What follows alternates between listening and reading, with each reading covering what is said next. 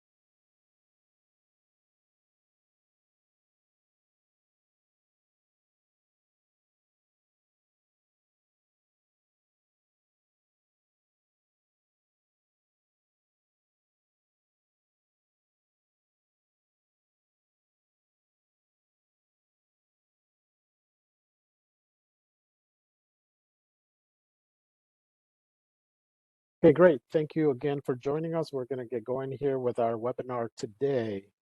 Today's webinar is the Illinois Works Pre-Apprenticeship Program Administrator Orientation.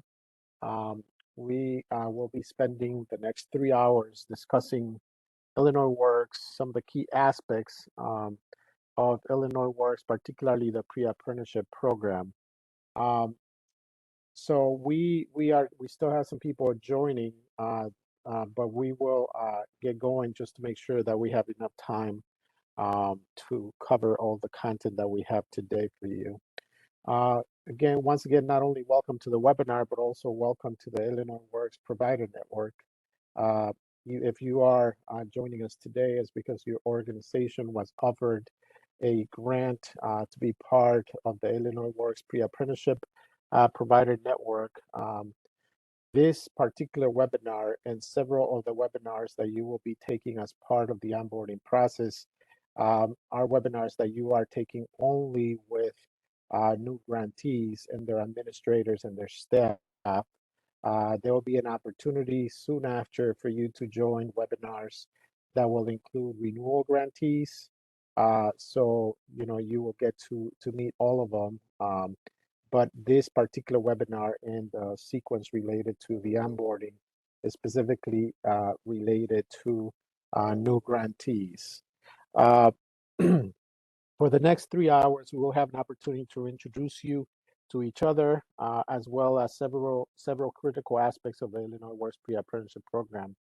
The target audience for this program, and I want to emphasize that the target audience for this particular webinar is pre-apprenticeship grantee program administrators. That's who should be present today. We're going to discuss a lot of elements of the program that are specifically relevant to administrators. There will be other onboarding webinars that specifically address administrators and staff, but this particular webinar is for administrators only. Um, Please keep in mind, this is a 3-hour webinar. We are expecting to give you a break at about 11:30, right after we complete section 5 of this webinar. My name is Norman Ruano, and I'm the Deputy Director of the Office of Illinois Works here at DCEO. It's a pleasure to be here. I've had an opportunity to meet most of you as we conducted negotiations for this grant.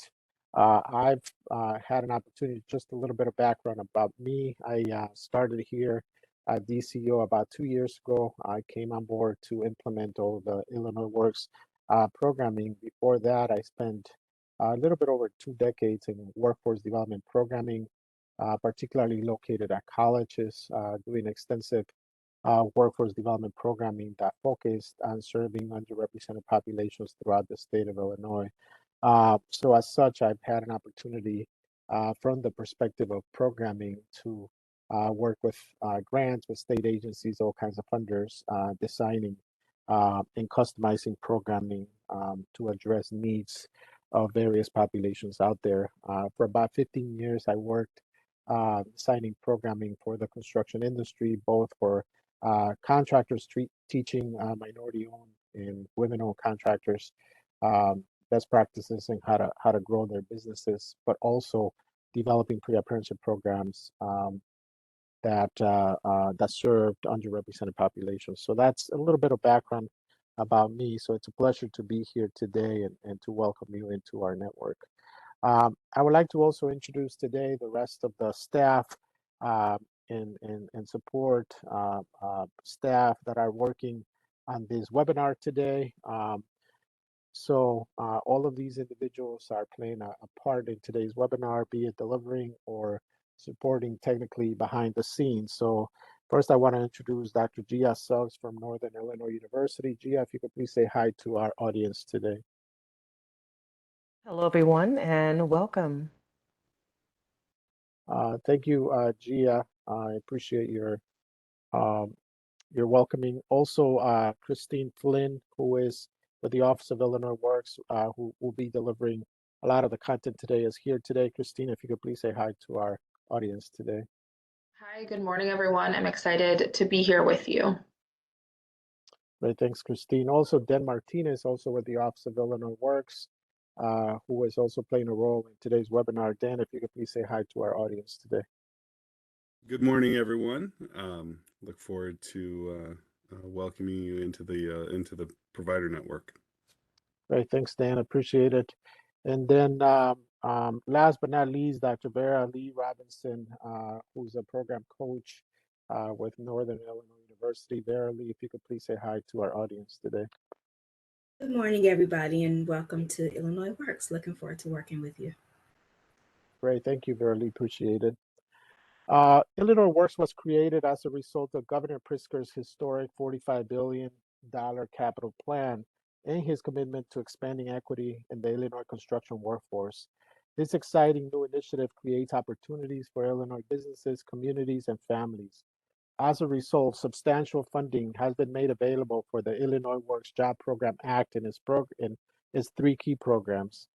Most relevant to you is the fact that the Illinois Works Pre-Apprenticeship Program was passed through that initiative and also received funding. So this webinar was designed to introduce Illinois Works Pre-Apprenticeship Program grantee administrators to key components, expectations, and resources relevant to the Illinois Works Pre-Apprenticeship Program. It is our goal that at the end of this orientation, you'll have a pretty comprehensive idea about holistically what Illinois Works is, how we operate, the resources that are available, the expectations that are included as part of your agreement with us. So moving on to the course objectives today.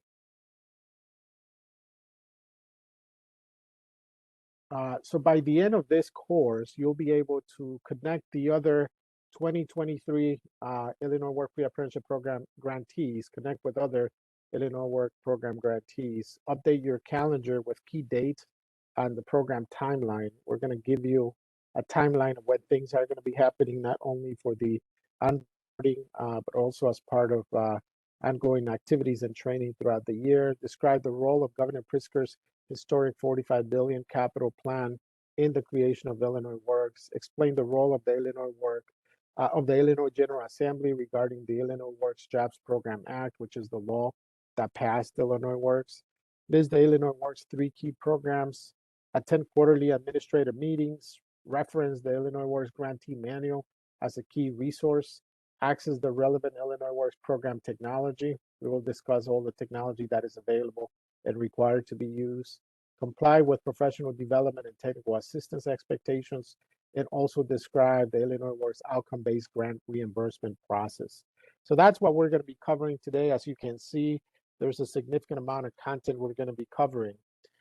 Very importantly, also, please notice that this session is being recorded and will be made available for review on our Illinois Works Partner Guide website. We will discuss the Partner Guide as part of the technological tools that are available to our grantees and discuss how you can go about and get a password and an account in order to access it.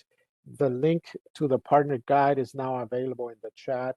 We're going to be providing various resources throughout the course in the chat and also through file transfers on your screen. So the link to the partner guide is now being provided in the chat for you in case you want to save it so that you have it handy there for access in the future. In the partner guide is where we provide all resources, webinars, and other resources. That's where you'll find the grantee manual, also and other resources for our grantees. Do you have any questions before we proceed to the next section? If you do have any questions, please feel free to unmute your line or post your question in the chat.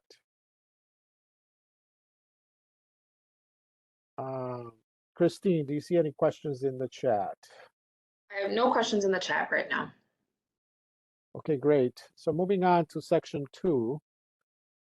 In section 2, we're going to do some introductions here so that you can get to know each other. And also we're going to talk about WebEx, which is the technology that we're using today and the technology that we use for all of our webinars, lunch and learns, and other type of activities throughout the year. So at the end of this section, you'll be able to use the WebEx features and functions to fully participate in training and also identify what you hope to learn from this training.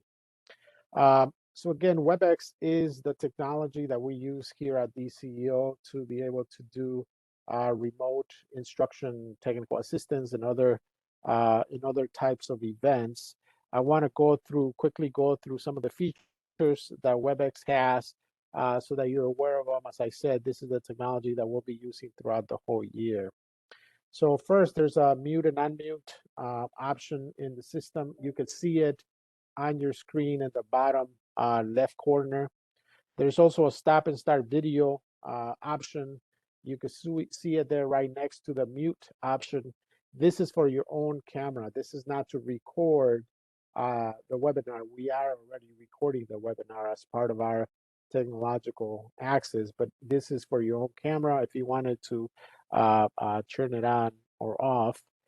There's also a raise hand feature that you will notice there, not far from the red button that you see in the bottom of your screen. You can raise your hand and we'll know if you have a question, you want to raise your hand, we will certainly know that you're doing that. Then there's a whole suite of emojis that are available right next to the raise hand option in case you wanted to have any reaction to what we're saying and you would like to use emojis. There's a whole suite there of emojis that you can use. More importantly, there's also the chat feature. This chat feature is very important as we're delivering content. If you have any questions that you want us to address immediately, if you could please place it in the chat. And then there's also a group option. This system has the ability for you to work in groups we will be using we're not going to use the group option today, but in the future webinars that we design do include group activities, so we will be using that. So that's in general all the functionality of WebEx. I know that a lot of organizations out there do not use WebEx, but at the state, particularly DCO, we exclusively use WebEx for all of these events. To help facilitate the best experience, please keep your line muted to help manage potential interruptions during the training. Very important that we really are able to focus on this content. And as I said, you could ask any questions using the chat or whenever we give you an opportunity, particularly during question and answer sessions or group discussions, you have an opportunity to unmute your line to be able to ask any questions that way too, if you want to. If you have a comment or question, please share it in the chat or unmute yourself during the question and answer sessions at the end of each of the training sections. We will try to respond to as many of your comments and questions as possible within the allotted time frame. However, if you have any other questions or comments you would like to make, you can send us an email to our general email account, ceo.illinoisworks@illinois.gov, or very soon in the next week or so, you will receive a notification about who your grant manager will be at the Office of Illinois Works. You can certainly reach out to that person and ask questions or make your comments. Again, in the next week or so, we're going to be making those, sending out those notifications so that you know who your grant manager is. We also want this experience to be as interactive as possible. So we use a technology called Mentimeter for interactivity. So we would like for you to please use your phone or your computer, and please go to www.menti.com, www.menti.com. You need to log in to that system and enter the code that is being shown on the screen. So 5223239. Again, 5223239 is the code that you need to enter when you get to Mentimeter. That would allow you to participate in the interactive features of this webinar. So if you could please do that, I'll give you a minute to, again, go to www.menti.com and enter code 5223239. Please keep in mind that at the end of this course, this webinar, we will be conducting a short evaluation of the webinar to get feedback about things that we can do to improve these experiences. And that evaluation will be conducted using Mentimeter too. Okay.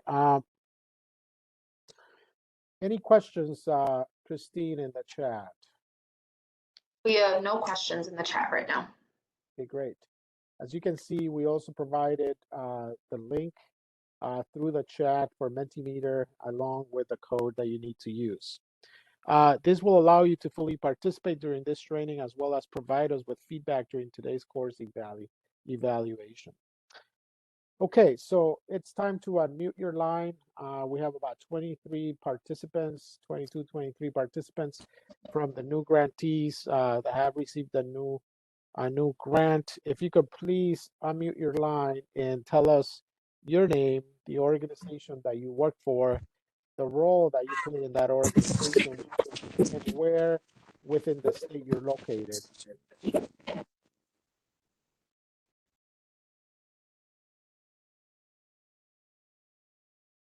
If someone would like to go, please, I would appreciate it. I can go first.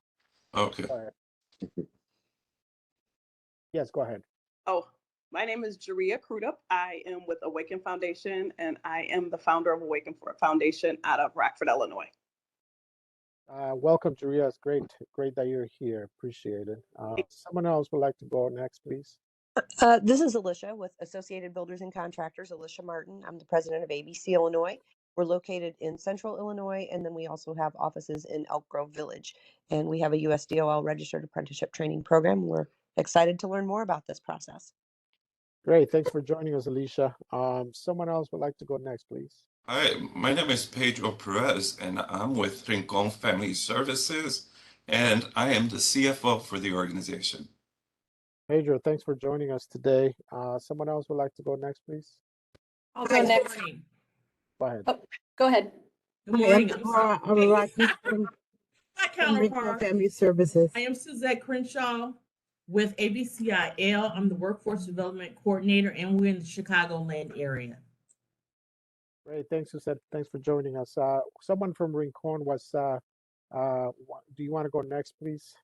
Hi, my name is Deborah Araraki. I'm the Director of Prevention Services at Rincon Family Services. Thank you for joining us today, Deborah.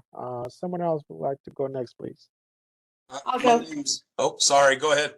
I'm sorry. My name is Carrie Selk. I'm with Associated Builders and Contractors. I'm the Executive Vice President for the association, and I am in the Springfield area. Thanks for joining, Carrie. I'm William Diddy. I'm the Skilled Trades Coordinator at Richland Community College here in Decatur, Illinois. Thanks for joining us, William. Good morning, everyone.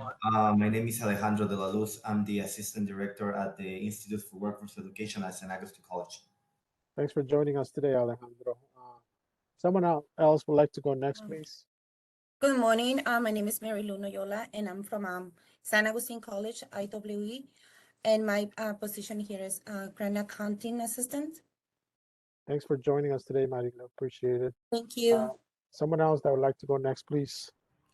My name is Ashley Davila. I'm also from Rincon Family Services, and I'm a Development Associate. Ashley, thanks for joining us today. Appreciate it. Someone else would like to join, please.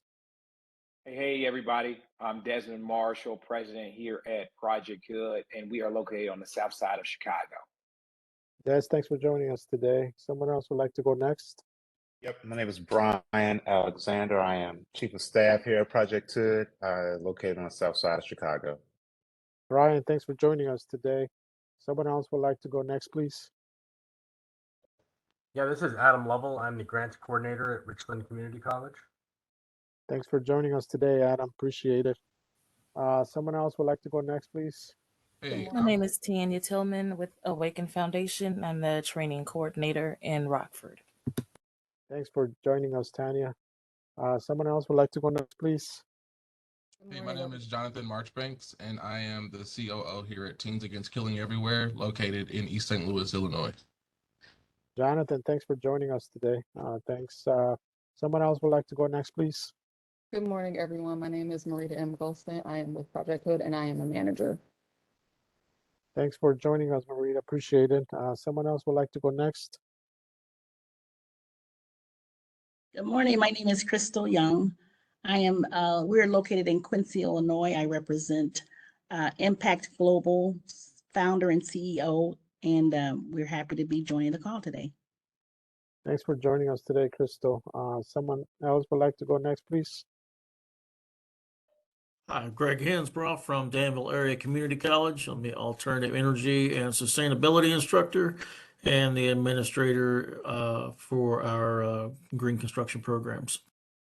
Great, thanks for joining us, Greg. Someone else would like to go next, please.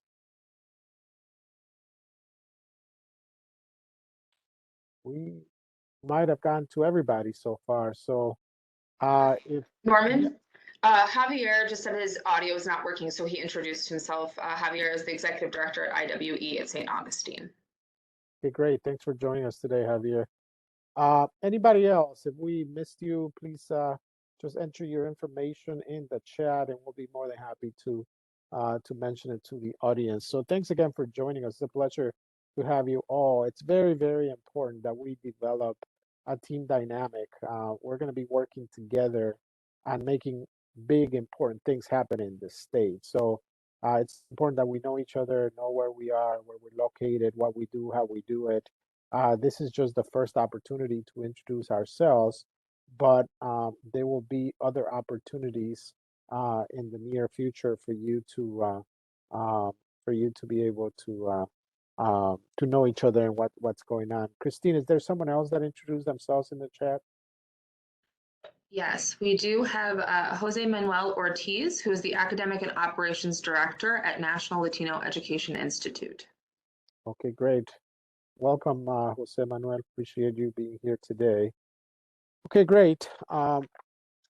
So using Mentimeter, I hope you were all able to log on to Mentimeter. We're gonna do some testing here to make sure everything's fine and we learn how to use it. So using Mentimeter, if you could please answer the following question. You can see it on your screen. What does your program uniquely contribute as a new Illinois Works grantee? What does your program uniquely contribute as a new Illinois Works grantee?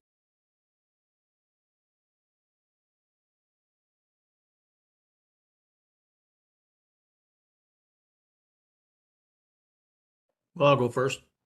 No. So at Danville Area Community College, for the last 9 years, we have had a vocational program for high school students, and we have a green construction program, and they take 4 separate classes for that. We have them 5 days a week.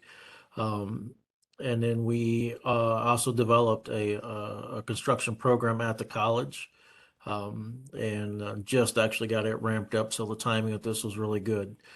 And we contribute with doing some training. So as far as young talent wanting to get into the trades, I usually have between 15 and 20 students a semester for the high school vocational class. And so we're excited to take this next step to maybe get some new blood in there into the system, and want to complete this program as well. Great, thanks for your feedback, Greg.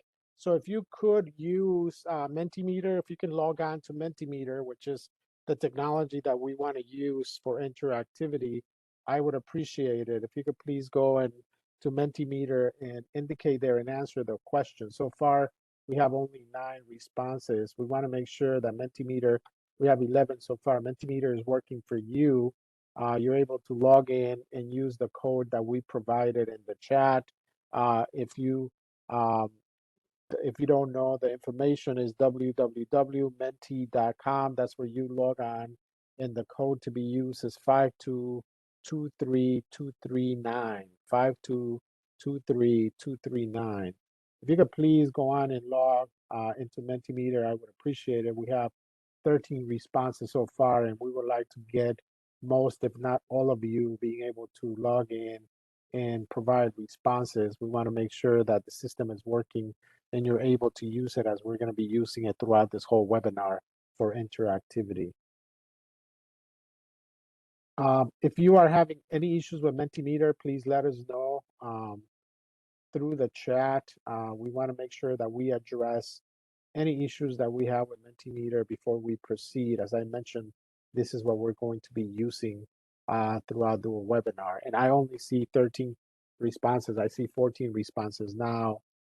We would definitely like to get to most of you responding to this question using Mentimeter. I'm going to start reading as we get more responses. What does your program uniquely contribute as a new Illinois Works grantee? Someone said passion, helping getting minorities in the construction field. That is great. We'll reach out to those whom would not have an opportunity. That is great. That's part of what we do here at Illinois Works. 30 plus years in serving minorities in workforce development. That's great. The opportunity for youth to learn a trade. That's also good. We will be integrating virtual reality technology into our program. Students entering into the construction industry, that's good. You know, we actually support the use of different types of technologies as we provide skills to individuals to enter the construction industry. A proven track record of training minority populations in workforce sectors, that's also great. The opportunity for persons looking for new career opportunities for minority demographics to get into the construction field, that's great. We provide training especially for young talent that want to get into the trade. That is excellent. Someone said excellence, that they bring excellence to this equation. That is good. Experience in working with underserved populations, that is great. Providing people of color, women, veterans, and non-traditional participants an opportunity to access pre-apprentice programs in Chicago's college communities, great. Excited that you have joined us. USDOL register apprenticeship access to our membership consists of construction farm owners who need to hire. We're going to discuss today the primary goal of Illinois Works, and that is the primary goal of Illinois Works. giving opportunities for minorities in our communities to learn a trade. That's great. That's the focus of Illinois Works. Diversity, yes, we certainly need that in the construction industry. The opportunity to learn construction trades as well as financial literacy and customer service and conflict resolution. These skills will help in job retention. We definitely agree with that. Great. Geographic location opportunities, recognized program by the state and federal agencies. That's good. An LEI brings 50 years of experience was the comment there. We appreciate that. We have existing vocational training with current construction program for county high school students. We are able to easily transition to the Illinois Works training program by expanding our existing program. Great. We'll provide a high quality program that is designed for individuals who want to be ready for entrance into apprenticeship programs in the construction trade, minorities in Aurora, Grace Lake to have a better future. So thanks again for joining us. I only see 20 responses. Hopefully, if anybody has any technical issues accessing Mentimeter, that you let us know so that we can address them before we move on. Okay, great. So that was our exercise question. It definitely shows that you have readiness to do this type of work. We are here to partner in order to have a huge impact in the construction industry for years to come. I wanted to mention before we go on to our next question here using Mentimeter that if you received an offer for an agreement with Illinois Works, you'll have an opportunity to get 2 renewals after that. And so you will receive an agreement for a whole year. It's the program year starts January 1 through December 31st. We will conduct, and I'll mention this a little bit more later, we will conduct a renewal evaluation process starting in September to see if your performance merits to be renewed. If you are offered a renewal, you will go through the renewal process and then get an automatic renewal for the next program year. And then that second program year, we will conduct another renewal process in September. And again, if your performance merits for us to renew your program, your funding, you will get a third renewal. So you could technically, now that you're part of the network, if you perform as expected in Illinois Works, you could technically get 3 years worth of funding. You will not have to apply competitively for funding until the 4th year. So 3 years, if you're in the network, you can get up to 3 years worth of funding. And then the 4th year will be competitive. It will be a competitive application. So continuing here using Mentimeter, please answer. If you can go back to Mentimeter and answer the following question. Is there anything specifically that you're hoping to get from this session today? Is there anything in particular that you're looking to learn in today's session? So if you could please use Mentimeter and answer that question, we would appreciate it.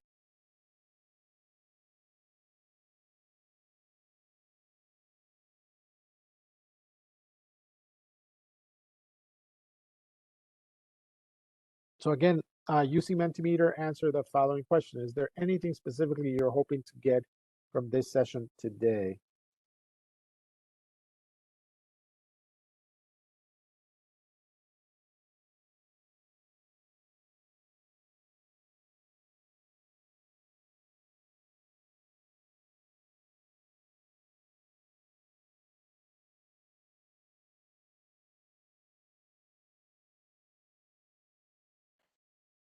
Overall expectations for administering the program, yes, we will certainly discuss that.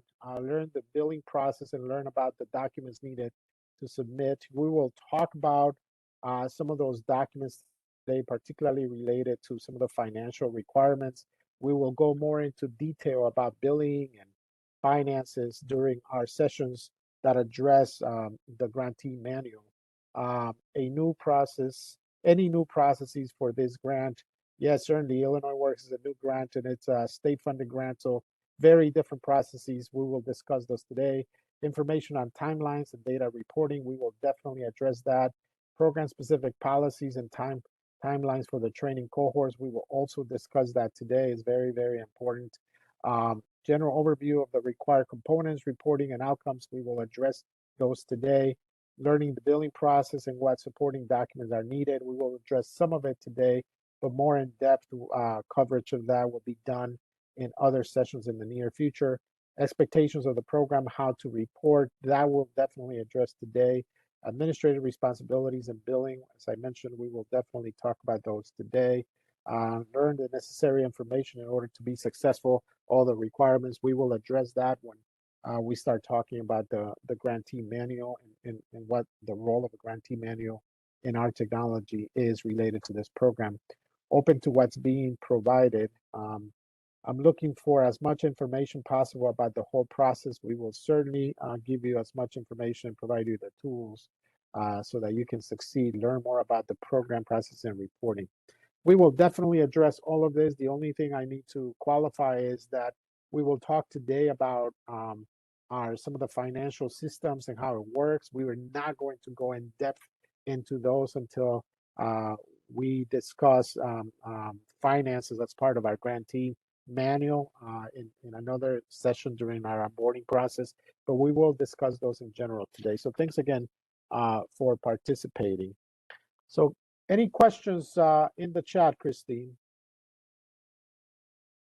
We do not have any questions in the chat, but we do have already, our network is connecting. Adam is asking that whoever noted that they're doing VR training, he would like to connect after the meeting. So in case you didn't see that chat, please reach out to Adam Lovell about that if you are that grantee.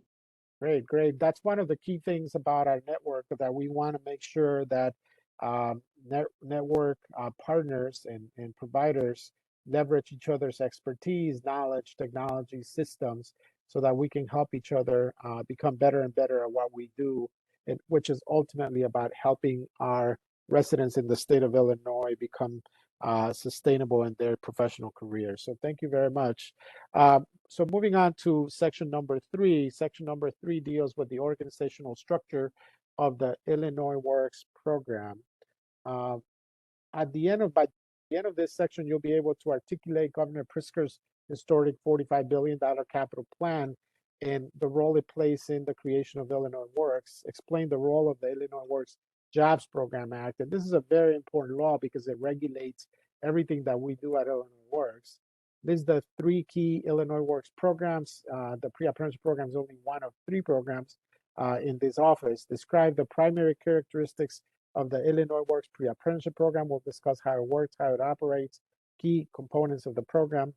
Identify the Illinois Works goals, what our ultimate goals are with the 3 programs of Illinois Works, and identify the members of the Illinois Works pre-apprenticeship team, so you'll be able to know what roles we all play as part of this team.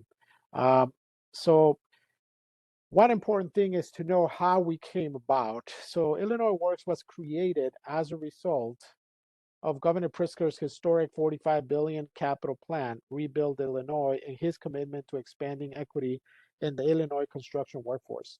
Now, if you haven't heard about Rebuild Illinois is a very, very important program. So Rebuild Illinois, the state of Illinois is investing $45 billion in the next 5 to 7 years in colleges, universities, roads, bridges, hospitals, schools, you name it, all kinds of capital projects throughout the state of Illinois. And this money is being invested to better our infrastructure. And obviously that will produce a huge demand in the construction industry.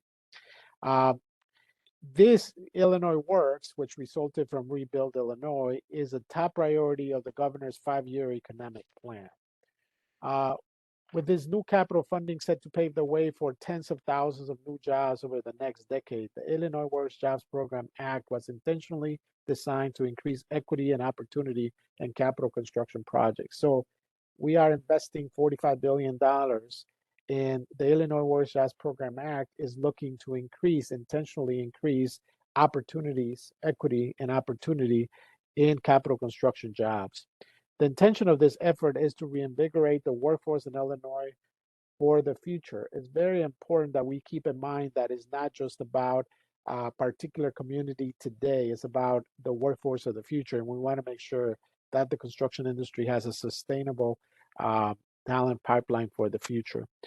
If you would like to see a copy of Governor Pritzker's 5-year economic plan, a link is being put right now in the chat, so you can grab that link. We're also going to transfer through your screen the summary, the executive summary of the economic plan. So what you will notice is that you will see a pop-up screen come up on your computer. You can just click on the document that pops up, and then you can download it and save it on your computer if you wish to, okay? So right now you can see a pop-up called file transfer. We're going to put, right now we just place the document on the file transfer. You can just click on the document and then press download, and you're able to download that document and save it on your desktop or on a flash drive, wherever you want to save it. We use this technology to be able to transfer documents real time to you as we're delivering webinars. So, so the Illinois Works Jobs Program Act, as I mentioned before, the capital program, which is Rebuild Illinois, was the one that paved the way for the Illinois Works Jobs Program Act. Governor Pritzker is committed to expanding equity in Illinois construction. This is driven by the data that shows that for too long, the construction industry and the trades have not been equitably accessible for diverse communities. In fact, the data shows that fewer than 10% of the best paid apprenticeships in the state of Illinois are extended to women and minorities. Fewer, again, than 10%, when women represent a little bit over 50% of the population of the state, and minorities represent about 40% of the population of the state. So when 10% of the best paid apprenticeships are extended to women and minorities, you can clearly see that there's a huge gap in representation in the construction industry. The Illinois Works Jobs Program Act was intentionally designed to increase equity and opportunity in capital construction projects. The passing of the act led to the creation of the Office of Illinois Works, which is a new bureau within DCEO, which is the Illinois Department of Commerce and Economic Opportunity. And this office was tasked with the responsibility of implementing the Illinois Works key programs.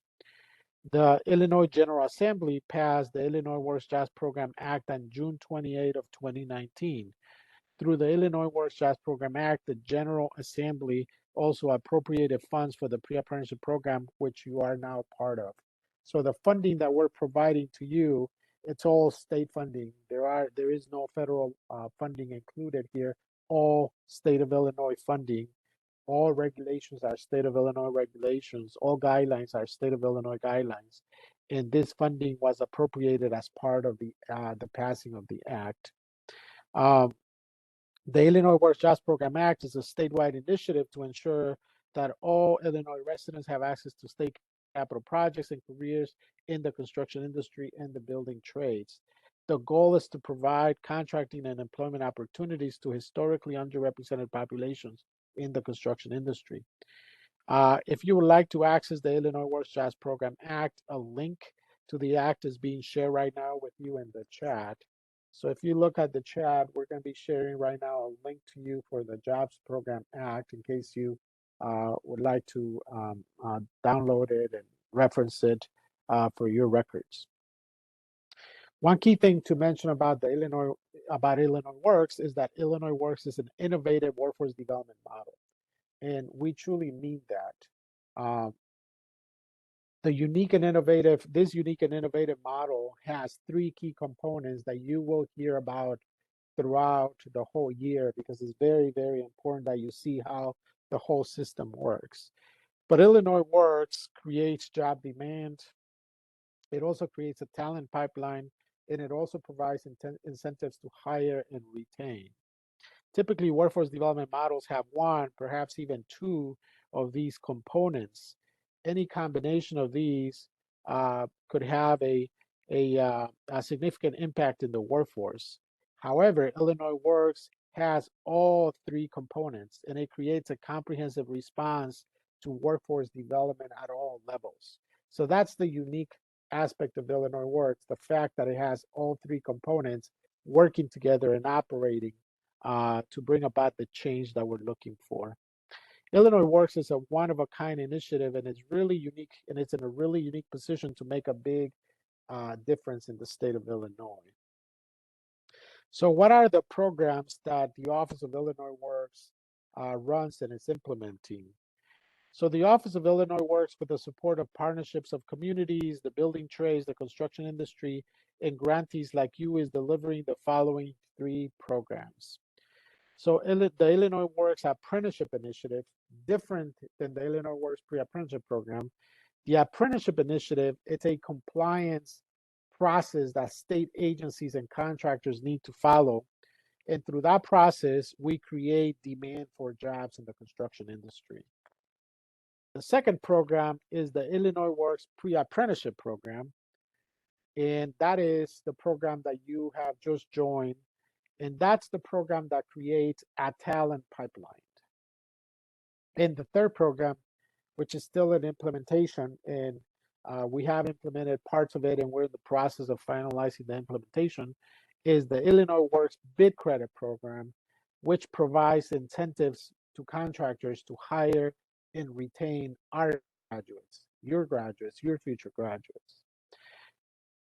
Each of these programs has received funding through the passing of the Illinois Works Jobs Program Act. And obviously that includes funding for the Illinois Works Pre-Apprenticeship Program, which you are now part of.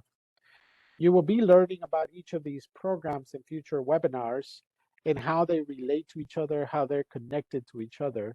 But it's important to know that besides the Pre-Apprenticeship Program, Illinois Works is more than that. It's 3 components working together to bring about change to construction in the construction workforce in the state of Illinois.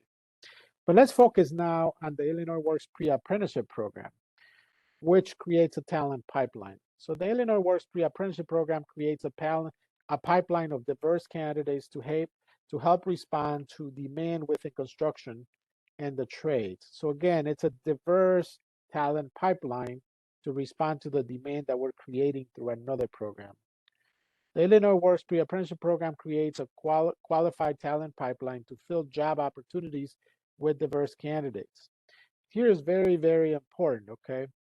This program launched in 2021 with the release of the NOFO, and on January 1, 2022, the first 23 programs of the Illinois Works Provider Network became operational.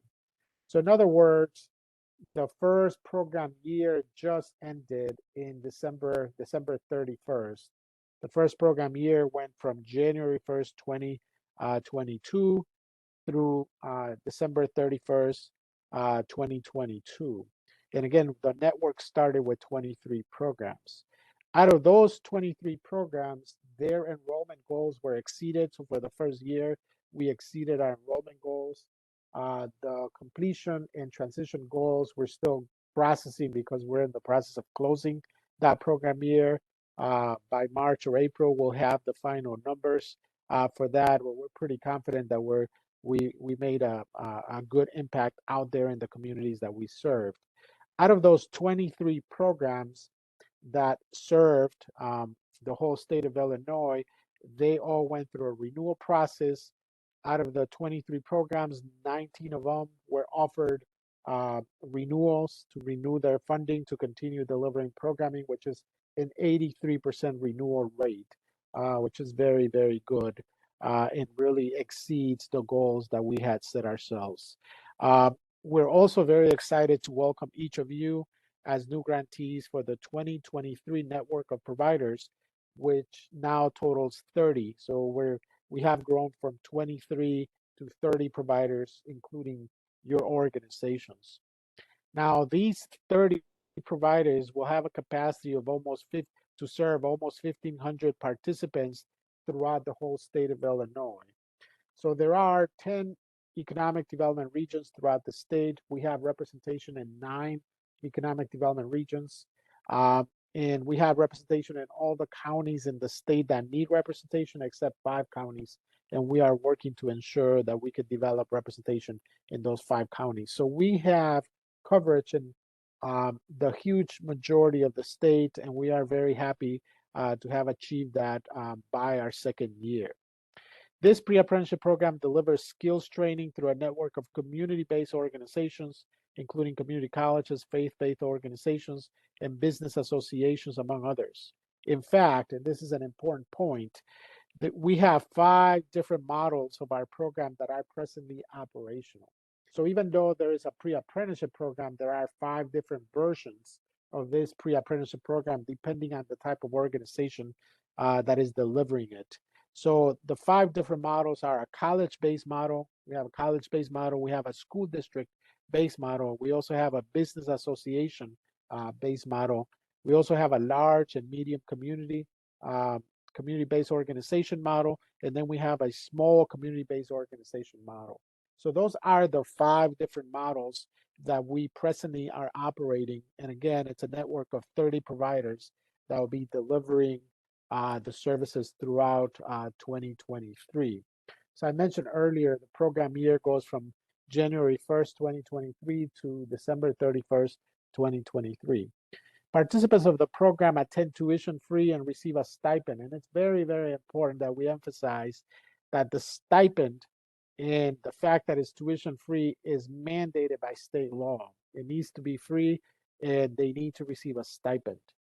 And other supportive services to help address systemic barriers that prevent them from entering the construction industry.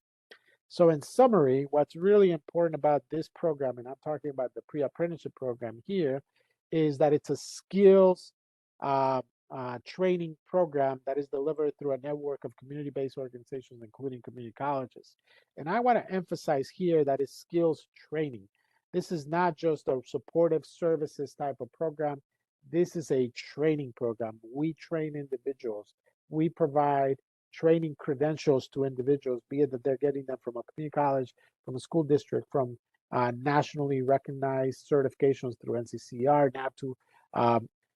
It's a skills-based training program. This is not just a supportive services program. Preference is given to underrepresented populations that have historically encountered barriers to entry or advancement in the trades, including minorities, women, and veterans. And I want to emphasize that although that is the preference in our target population, we also do not exclusively focus on those populations. We will serve any Illinois resident in need. So if anybody applies to your program, they're not from the underrepresented population, but they're in need, please go ahead, pass them through the process and serve them as Illinois residents in need. Again, it's important to emphasize that it's free of tuition, and individuals that participate receive a stipend while they participate in the program. Another important point to emphasize is the first appropriation we got to implement the program is $25 million, which funded our programs last year and is funding our programs this year. We're also in the process right now of securing another $25 million appropriations, and we expect for this funding to be financially sustainable through the years as this funding is part of law. So this makes Illinois Works the first sustainable construction pre-apprenticeship program in the state of Illinois. By sustainable, I mean financially sustainable. It is here to stay, and there is funding from the state that was passed by law for the program to operate and to continue. So based on that information, what are the ultimate goals of Illinois Works? And this is important. This is what you and I, what all of us through this program and the other Illinois Works programs are working to do. If we would have successfully partnered with community stakeholders, we would achieve the following goals. Provide a career pathway for residents in disadvantaged communities. Provide eligible apprentices with the skills for lifelong job security. Promote construction as a viable industry for women and minority communities. Provide the construction industry with a consistent and skilled workforce for generations to come. And create new partnerships between state agencies and community organizations, such as the partnerships that we have today with you joining us. So those are our key strategic goals for Illinois Works. So using Mentimeter again, if you could please go back to Mentimeter and answer the following question. If Illinois Works is successful in achieving its goals, what impact will it have on Illinois communities? So if we are successful at achieving the goals that I just mentioned, what impact will we have in Illinois communities. Again, if you could please go back to Mentimeter and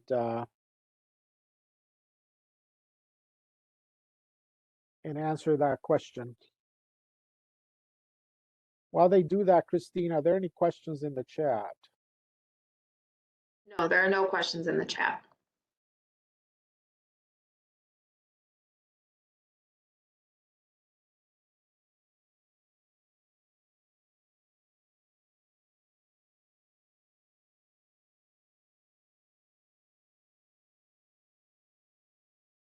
Someone mentioned more jobs, certainly more jobs in the construction industry. That's one of our key strategic goals. Better jobs, that is also correct. We are interested in providing career opportunities, not only jobs, but career opportunities that are well paid, benefits, sustainable through time. Talent pipeline shortage will be much lower, and companies will be fully staffed in order to provide the best services to their customers. That is certainly one of our key strategic goals, is to have a sustainable talent pipeline. Improving the economic stability of said communities, as well as sustaining families. That is definitely part of what we want to do, making sure that communities are sustainable and people are able to provide for their families. Equitable opportunities, definitely one of our key strategic goals. Bringing people out of poverty, diversifying the construction workforce, and providing better trained workforce. That is all correct. That is exactly what we're here to do. Increase professional skills among youth and the underrepresented. That is definitely what we want to do. We want to be able to increase the skills, not only of youth, but all community members that are interested in entering the construction industry. Improving the economic stability. When people are working, they tend to get into less trouble. So decreasing levels of violence and decreasing unemployment, that is completely correct. When people are able to provide for themselves and their families, obviously progress happens not only for their families themselves, but also their communities, and in general for our whole state. An increase in talent, trained professionals, which lead to sustainable careers. That is definitely what we want to do. We want them to have careers in construction. And remember, we're investing billions and billions of dollars in construction projects, so they should have opportunity in those projects. More well-paying jobs with benefits, that is correct. Having more minorities represented in the workforce, definitely one of our key strategic goals, is to diversify the construction industry and have more opportunities for women, minorities, and veterans.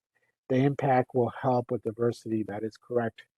Communities will be strengthened because more young adults will have skills to maintain work and help build the construction needed to sustain growth. That is all correct. It will allow persons, especially underrepresented persons, to have access to training that may otherwise be out of reach.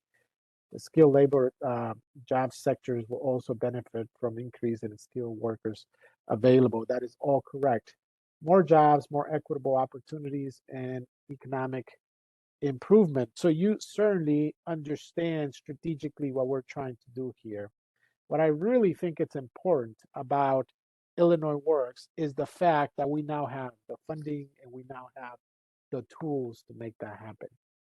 And it's important that us working together, we leverage those resources, the tools, the funding, to make this change happen. And I am completely confident that we can certainly do it working together. Here you see some pictures of some of our team members. So I wanted to mention that as you move forward, you're going to be working on a daily basis with some key individuals that are part of the Office of Illinois Works. First, you see myself, Norman Ruano, and I'm the Deputy Director of Illinois Works. I may not on a daily basis be working with you, but I can assure you that I'm working behind the scenes on a daily basis to ensure the whole Illinois Works system, the funding, the structures, the processes, the procedures, the technology are available for you to be successful. So that's my job, and that's what I do here at DCEO, and obviously coordinating all of these activities with the rest of the team, the various teams that we have. Christine Flynn, who introduced herself at the beginning, she's a grant management analyst. She will be working with you directly on a daily basis related to grant management. Dan Martinez, also a grant manager, will be working with you on a daily basis directly to ensure your success. We also have Dr. Gia Suggs with Northern Illinois University. She's a training analyst and works to help us design all of the webinars and all the training materials and tools that we produce for this program. And Dr. Vera Lee Robinson, who's a program coach, also with Northern Illinois University. She will be also working with you if you are assigned to go through a coaching track. So all of these individuals and others that support our effort will be working with you to make sure that you're successful as part of this network. It's important to emphasize that there are two other groups of people you should know about. As I mentioned, there are 3 different programs in the Illinois Work system. This team is dedicated to the pre-apprenticeship program. I myself work a lot with the pre-apprenticeship program, although I also work with the other 2 programs that we have.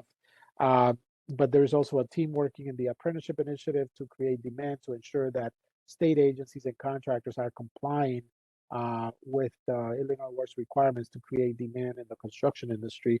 And soon there will be a team in the overseeing the bid credit program, also working to ensure that the whole system is working for our communities. And then at the same time, I wanted to mention that besides your day-to-day relationship with Christine and Dan, who are the Illinois Works grant management staff, you will also be working with the Office of Grant Management, OGM. That's what we call it here at DCO. The Office of Grant Management is actually the office that issues the agreements, the contracts that you'll be receiving. They're also the state agency that receives monthly or quarterly program reports or quarterly or monthly financial reports. That's who you submit your financial, your expense request to, and they may come back and ask for backup for some of those expenses. So that's, you will be dealing with an OGM grant manager, but it's very important to know that your Illinois Works grant manager is the one that covers everything. If you have questions about anything, even including finances, you can reach out to your Illinois Works grant manager, and they'll be more than happy to answer your questions or work with the OGM grant manager to answer those questions for you. So that's basically the people you're going to be working with going forward. Any questions or comments? Please feel free to unmute your line or enter them in the chat, and we'll be more than happy to address them. Any questions or comments, Christine? Nope, none in the chat, Norman. Okay, great. So moving on to the next section, the structure of Illinois Works, the structure of the Illinois Works pre-apprenticeship program. So by the end of this section, you're going to be able to incorporate the Illinois Works 2023 timeline into your calendar, access the Illinois Works 2023 grantee manual, reference the pre-apprenticeship life cycle, add the Illinois Works 2023 grantee manual onboarding session to your calendar. So here in this section, we're going to discuss the calendar, the grantee manual. We're also going to discuss how we actually manage these programs through a model called the pre-apprentice life cycle. So in terms of the timeline, very important to emphasize that webinars, conferences, regional meetings, administrative meetings, these are all mandatory.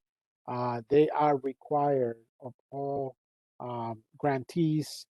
Some of them are required of administrators, some of them are required of different staff members. We will let you know when they're required, what type of required staff will need to attend what, but it's important to emphasize that they're requirements.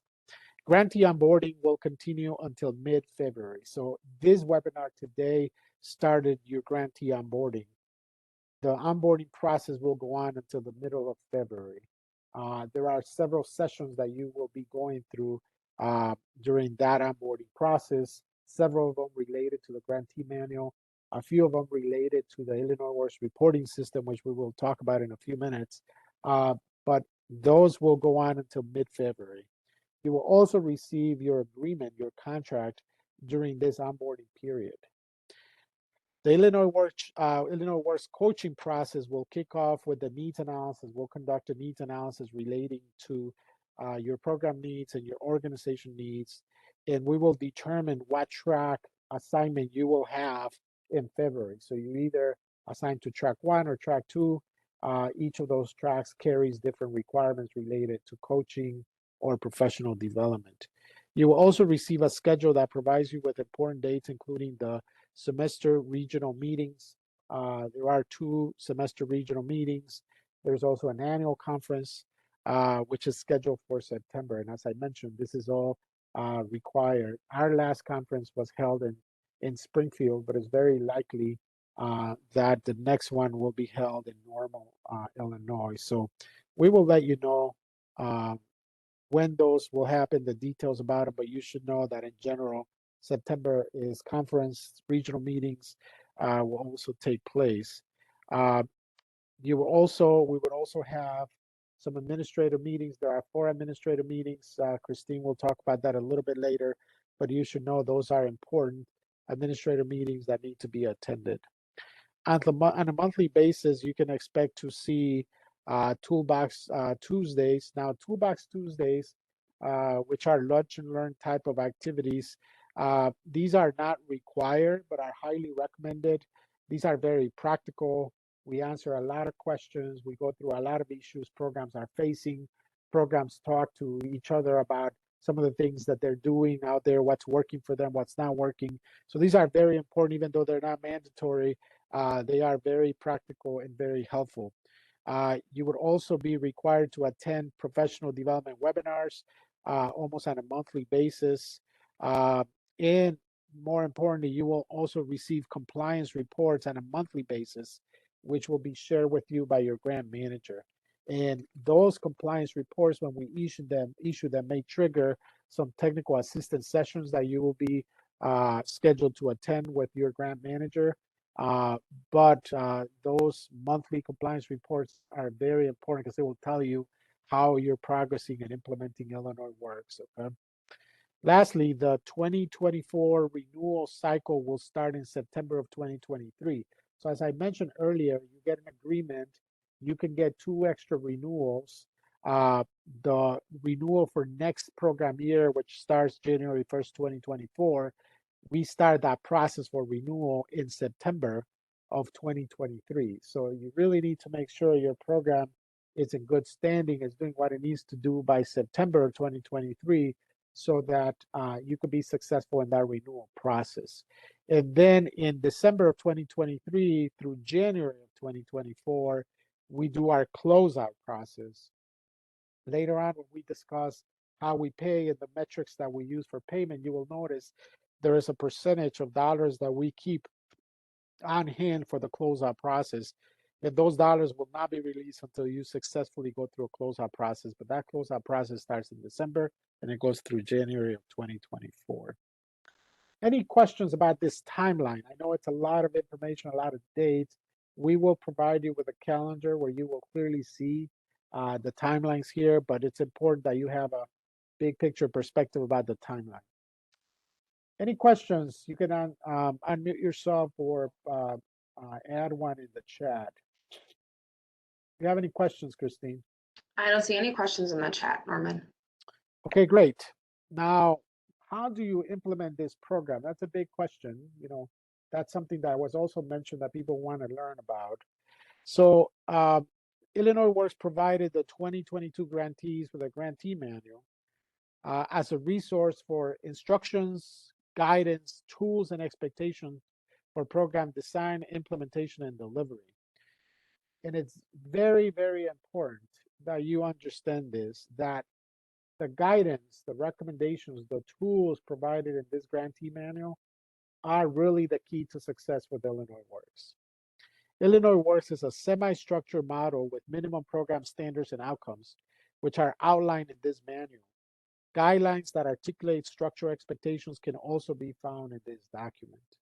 You can access this resource by using the link that is being shared in the chat. We're going to put in the chat now the link to the 2022 grantee manual. Now, what's important here is that we are in the process of releasing a 2023 grantee manual, which will apply to all of you as grantees, and it also applies to all the renewals from last year. Right now, that manual is under development and it's expected to be released to grantees the second to third week of January of 2023. So in the next week or two, you will be getting the 2023 grantee manual, which will contain all the guidance and all the regulations, all the rules, recommendations. Whenever is not a requirement, we provide recommendations, templates, policies, all of that will be included in the 2023 grantee manual. In fact, the next sessions that we do related to onboarding are going to specifically go through sections of the manual to ensure that we cover them in detail, so that if you have any questions or comments, you could certainly ask them at that point. So the grantee manual was written by Illinois Works staff in partnership with Northern Illinois University. The first version was created for 2022 grantees and published in January of 2022. The 2023 grantee manual is due to be released in January of 2023, as I mentioned earlier. And this grantee manual contains 14 different sections. The Illinois Works Grantee Manual, very importantly, provides the guidance, in other words, the requirements for the elements of Illinois Works. If you want to know if there's any requirements related to a particular part of your program, this manual will contain that guidance. And it also provides recommendations based on best practices for non-required elements. There are certain parts of the program that are not required. As I mentioned, we're a semi-structured model, meaning we have minimum standards for certain components, but there are other areas of the program where you have flexibility. And whenever that happens, we provide recommendations. We also provide numerous tools that includes templates and sample policies that you can use to successfully implement your program. Once again, just to repeat, Illinois Works is a semi-structured pre-apprenticeship system with minimum required standards for key programmatic areas, but it also allows grantees flexibility in key program areas. It is vital that all grantees read and understand the guidance outlined in the Illinois 2023 manual. And this is very important, what I'm going to say now.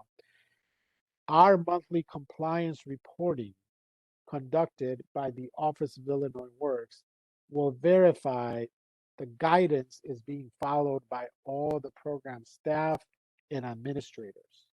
It's very important. We will be checking on a monthly basis to ensure that the guidance is being followed through our compliance reviews on a monthly basis. We will be checking, and you will receive reports that indicate that. Christina, I don't know if you noticed, it says Juan Manuel is mentioning that the link that was provided for the grantee manual says that page is not found. Yeah, let me grab a fresh link and I'll put it in the chat. Just one moment. Okay, great. Now, one key thing that we did last year in partnership with Northern Illinois University is we developed a model to make the guidance and to make these regulations and minimum standards manageable. And all of that was the model that was created is called the pre-apprentice life cycle. And what you have on your screen now is the pre-apprentice life cycle. So the Illinois Works program requirements are organized in the pre-apprentice life cycle. The pre-apprentice life cycle outlines the steps that participants take as they move through the pre-apprenticeship program. It tracks participants' progress from the initial program outreach to the post-training follow-up. So as you can see, this life cycle is for an individual that engages with your program. So these are the different steps that they go through, and there is guidance related to those steps in the grantee manual. Each stage demonstrates an integral step in preparing participants to enroll in DOL registered apprenticeship programs, which is the primary goal of Illinois Works. And this here is probably one of the most important points that I'll make during this webinar. The primary goal of Illinois Works is to get people into DOL registered apprenticeship programs. In fact, the way we measure success, the key metric of success for Illinois Works, the way our programs get paid and the most allocation of the funding goes to is on the transitioning to DOL registered apprenticeship programs. That's the primary goal of Illinois Works. Keeping people out of prison, them going to the military, them getting a job in healthcare, them getting a job somewhere else is not considered a primary goal of Illinois Works. There's only one primary goal for Illinois Works, and that is transitioning individuals to DOL registered apprenticeship programs. That is by state law. So your program needs to be geared, needs to develop the infrastructure, the know-how, the experience, the expertise, the relationships, the partnerships to make that happen. Christine will talk a little bit later more about that, but it's very important that we emphasize from the very beginning that is the primary goal of Illinois Works. Illinois Works Grantee Manual provides also guidance, instructions, tools, templates, and sample documents to assist your program with successfully and effectively implementing the Illinois Works pre-apprentice life cycle. So that life cycle is how we're organizing all of the guidance that you will find in the grantee manual. So as I mentioned earlier, the grantee manual has 14 sections, and these are the sections. Introduction to Illinois Works, program culture. Program culture is the culture that we are looking for your programs to develop and implement. Partnerships, provider relationships, and leverage resources is the next section. Outreach and recruitment will be the next one. Program application and intake. There are particular steps and tools that need to be used for that. Participant wraparound services and student support services. Also very particular steps that need to be followed. Training, instruction, and certifications, very particular guidelines related to training, what's completion, what type of evaluation needs to be done. Program completion, transition services, and follow-up. How is that done? All of that guidance is provided there. Professional development and technical assistance, we explain there how we do professional development, how we do technical assistance, what the requirements are. Grantees data management, how your data management needs to be done. We will discuss the Illinois Works reporting system in a minute, and that's what we use, and also the applicant tracking system. So finance reports, records and reports, what type of records you need to keep, what type of records you need to upload to our database. All of that is explained there. Using data for program management and improvement. We are constantly encouraging programs and actually requiring programs to improve their operations. And we explain that there. Programmatic monitoring, how we go about monitoring programs, making sure they're doing what they need to do. Audit requirements, it's also explained there. So these are the 14 sections of the grantee manual. And as I mentioned before, this aligns with the pre-apprentice life cycle. And what's really, really important about this grantee manual is that the successful implementation and running of an Illinois Works program is all here in the grantee manual. As I mentioned, we're going to be providing more onboarding sessions, particularly related to the grantee manual. In fact, there are 3 more sessions that you're going to be attending related to the grantee manual. You can see it here. The next session as part of your onboarding is January the 19th. That will be the grantee manual session 1. Then grantee manual session 2 will take place in February 2, 2023. And then the last session related to the grantee manual, which is session 3, will take place February the 16th, 2023.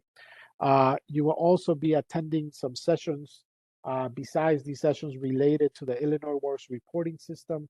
There are 2 sessions that will be happening, one on the 26th of January. That's specifically IWRS for program administrators, but then on the 31st of January, you're going to be attending a second IWRS session where administrators and staff that are going to be using IWRS are required to attend. Any questions about this information that I have provided so far related to the grantee manual, related to the next sessions that are coming? If you have any questions, please do not hesitate to enter them in the chat, or you can unmute yourself at this moment to ask any questions you may have. Christine, do you see any questions in the chat? I have no questions in the chat right now. Okay, great. So with this information, I'm going to pass it on to Christine, who's going to do the rest of the sections that are left in the webinar. Then she'll pass it on to Gia for evaluation, and then I'll be back at the end of the webinar. Please go ahead, Christine. Thank you, Norman, and hello again, everyone. I know this is just a little bit early, but if you guys are okay with just taking our 10-minute break now, this section is about 35 minutes, so I want to just make sure to give you guys a break at kind of this midpoint. So it is 11:21 right now. So if you all can be back here at about 11:31, that'll give you about 10 minutes. So we will meet you back here in 10 minutes.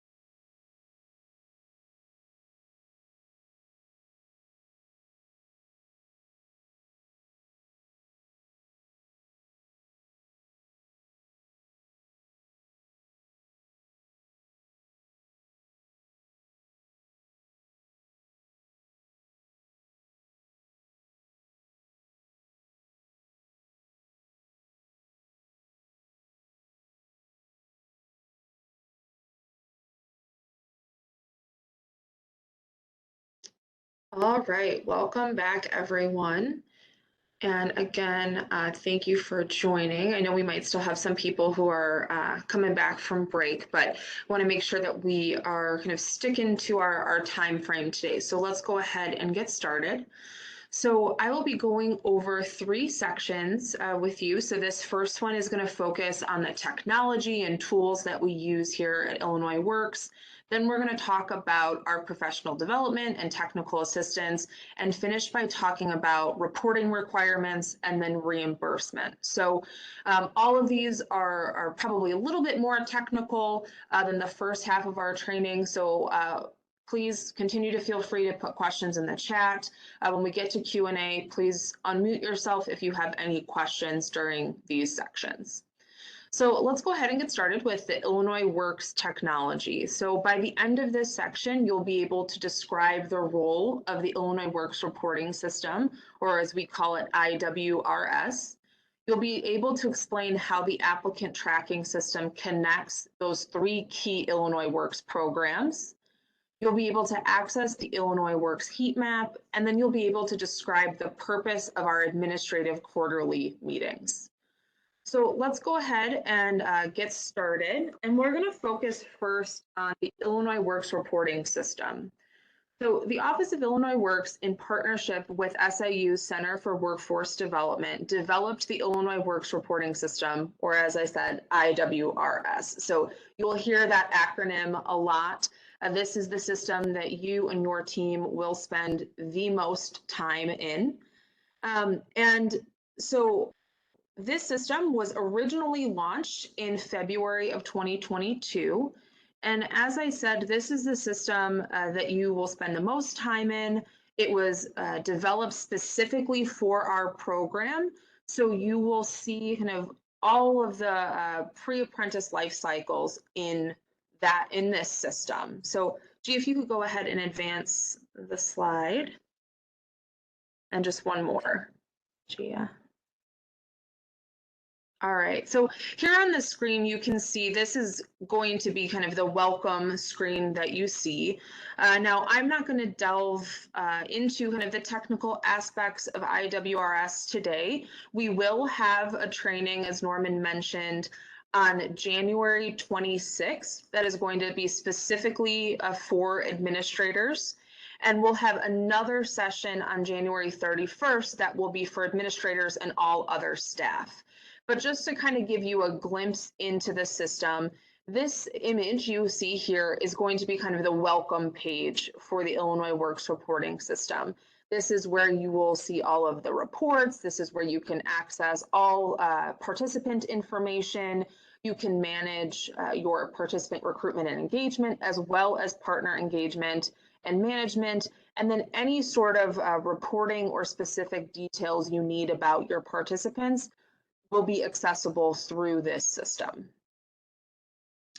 So this system also allows you to track, as I said, kind of in-depth information. So this includes your participant applications, enrollment decisions, career and student support service assessments, enrollment in specific training services, attendance, training completion, transition, your follow-up. So anything that you might need to track about your participants through this process is going to be through IWRS. So here you can just see, this is just a sample image. You can kind of see our follow-up screen. So this is when you actually get to a point where a participant has completed the program, you're able to choose, are they complete? Have they gone into a registered apprenticeship program and transitioned? Are they incomplete? Perhaps they didn't finish the program. So all of these are available to you, but this is just another example of, another screen that you might see. So this system last year actually tracked about 1,600 different engagements. So that could be people that showed interest in the program. That could be individuals who went all the way through and completed the program. But those 23 programs that Norman mentioned earlier, they tracked 1,665 engagements. So we're expecting with all of you to see that number increase this year as well.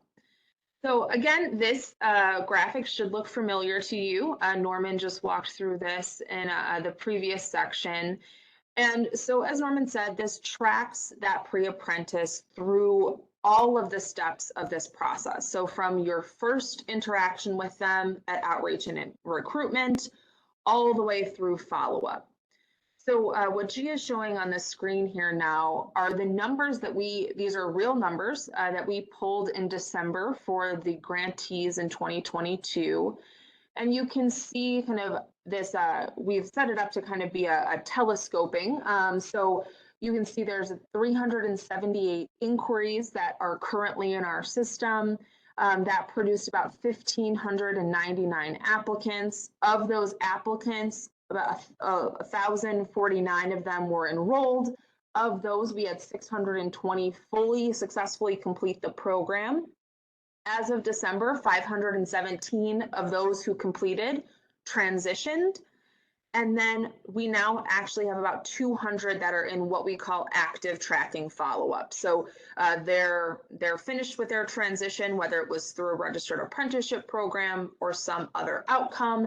And now that program is actively tracking them on a quarterly basis to see if they need any other support, to see kind of what outcomes they may have changed. So perhaps they had just applied to a registered apprenticeship program 3 months out, now they're enrolled. So you can kind of see this is just a sampling of some of the data that IWRS can give you once you enter data into the system.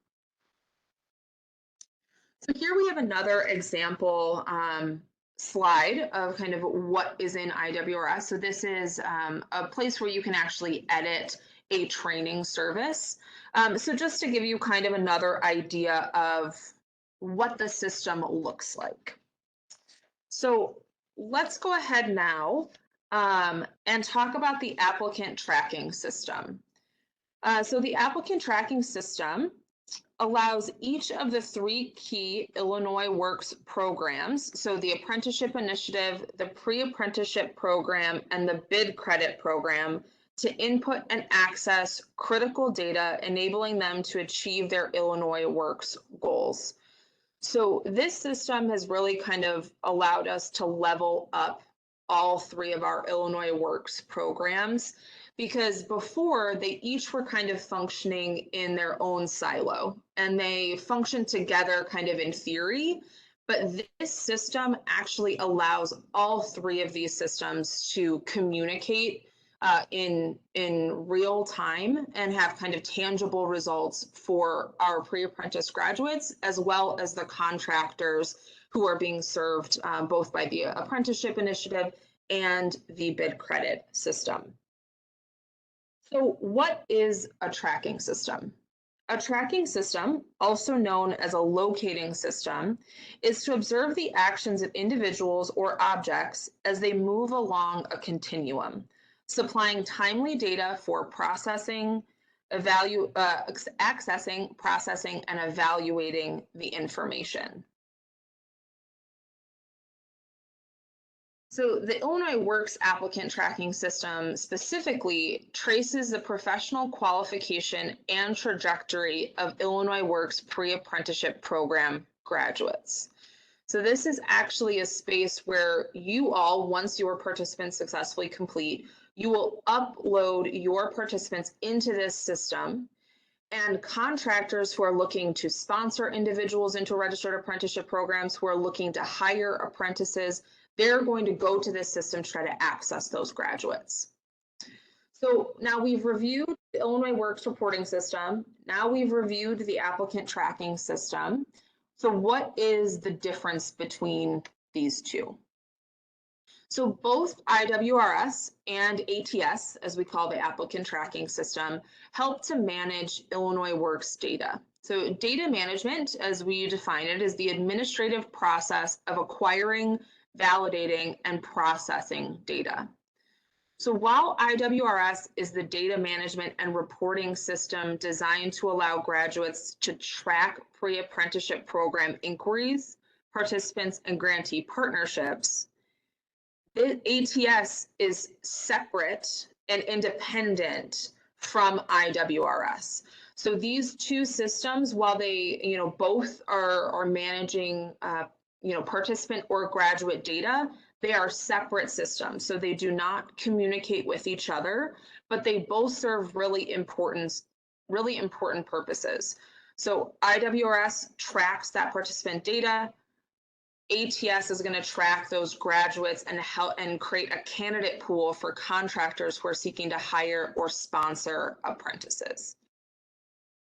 So you can see kind of those two key differences here on this screen. So as I mentioned earlier, this system has really allowed us to kind of elevate our program and take it to kind of that next level, which is really exciting that was able to happen in the first year of programming. So this system really integrates the apprenticeship initiative, the pre-apprenticeship program, and that bid credit program.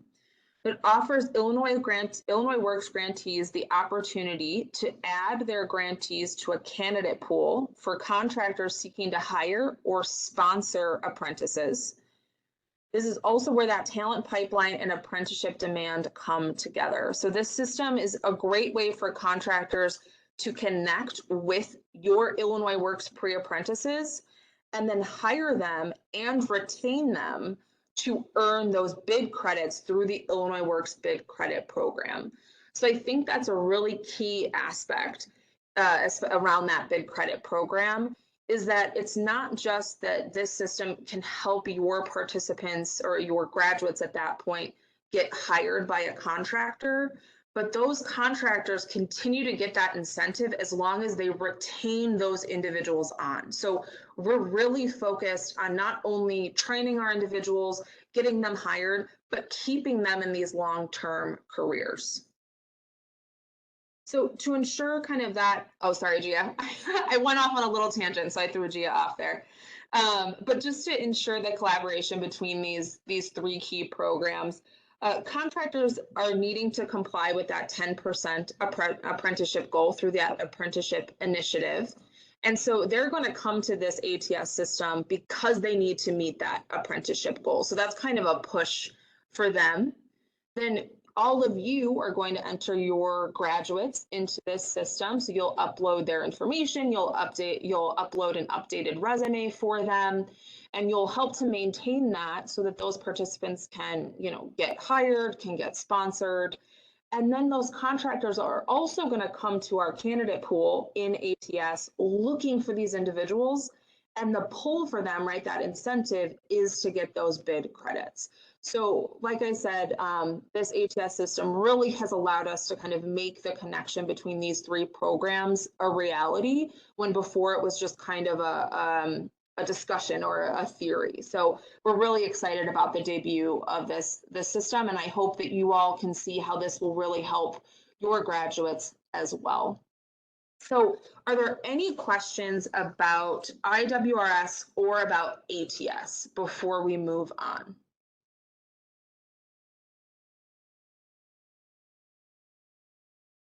Gia, are you seeing any questions in the chat? I don't have any on my end. No, there are no questions in the chat. Okay, great. Well, so before we kind of shift into our next technology, I just do want to remind all of you that we will be doing a training for IWRS.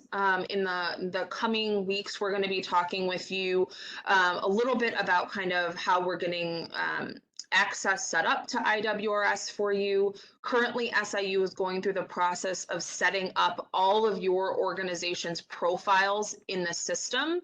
So once those are set up, we can actually start pre-adding all of our administrators to the system. And then once we go through the training on the 26th, you will learn how to add the rest of your staff. So if there are any questions about how to access the system, we will handle that and walk through that in detail on the 26th, as well as how to add any additional staff. So just look out for some additional communication from us. Once SIU has you all set up in the system, we can actually move forward with getting you all access so you can be prepared for that training on the 26th. So if there are no more questions, let's move on to talking about the Illinois Works heat map. So in addition to IWS and ATS, grantees also have access to the Illinois Works heat map. So this is one of the many, many tools that we have created and provided that's really designed to help all of you be successful in this program. So this technology provides an overview of statewide demographic data, Illinois Works project data, as well as the location and essential information of all Illinois Works pre-apprenticeship programs. So you all will soon be on this Illinois Works heat map. And it also provides information about DOL registered apprenticeship programs. So all of you have access to this heat map. This is a public heat map as well. So if individuals are looking for a pre-apprenticeship program in their area, this is one way that they can find you as well. But you can also access, additional information about other pre-apprenticeship programs, so other Illinois Works pre-apprenticeship programs, concentrations of underrepresented populations. Our economic development regions are all labeled or carved out on our map. And we've provided information about all of the projects that the Illinois Works Apprenticeship Initiative is currently monitoring for compliance. And then of critical importance, because we are all here to help these graduates, these pre-apprentices get into apprenticeship programs, we've also provided information about those DOL registered apprenticeship programs. So on the slide here, you can see this is our map. So if you go to the website, and if we can add the link to the chat now for that heat map, this is actually an interactive map. So you're able to add an address, you can add a county if you want to zoom into that space. But you can kind of see an example on the map here that when you click on one of the counties, it's going to bring up information for you. So you can get population information, you can get race and ethnicity information. So you can start to understand kind of how our team is looking to build this network and some areas that we're still looking to get organizations to serve, because we see that there are underrepresented populations there. So individuals of color, women, and veterans are existing in these spaces. So I know when you first kind of look at this map, there is a little bit going on here. So I just want to make sure that you kind of all understand what you're looking at here. So on the map, you're going to notice that there are different colors per county. So depending on the color, what that's telling you is how many Illinois Works projects are taking place in that county that the Illinois Works Apprenticeship Initiative team is actively working on and actively holding to compliance. So anywhere that you see this kind of dark pink color, so you can see that up in Cook County, that means there is a high prevalence of projects that have to comply with the Illinois Works Jobs Program Act. Anywhere you see kind of the darker teal, it means that there is a lower number of projects happening there.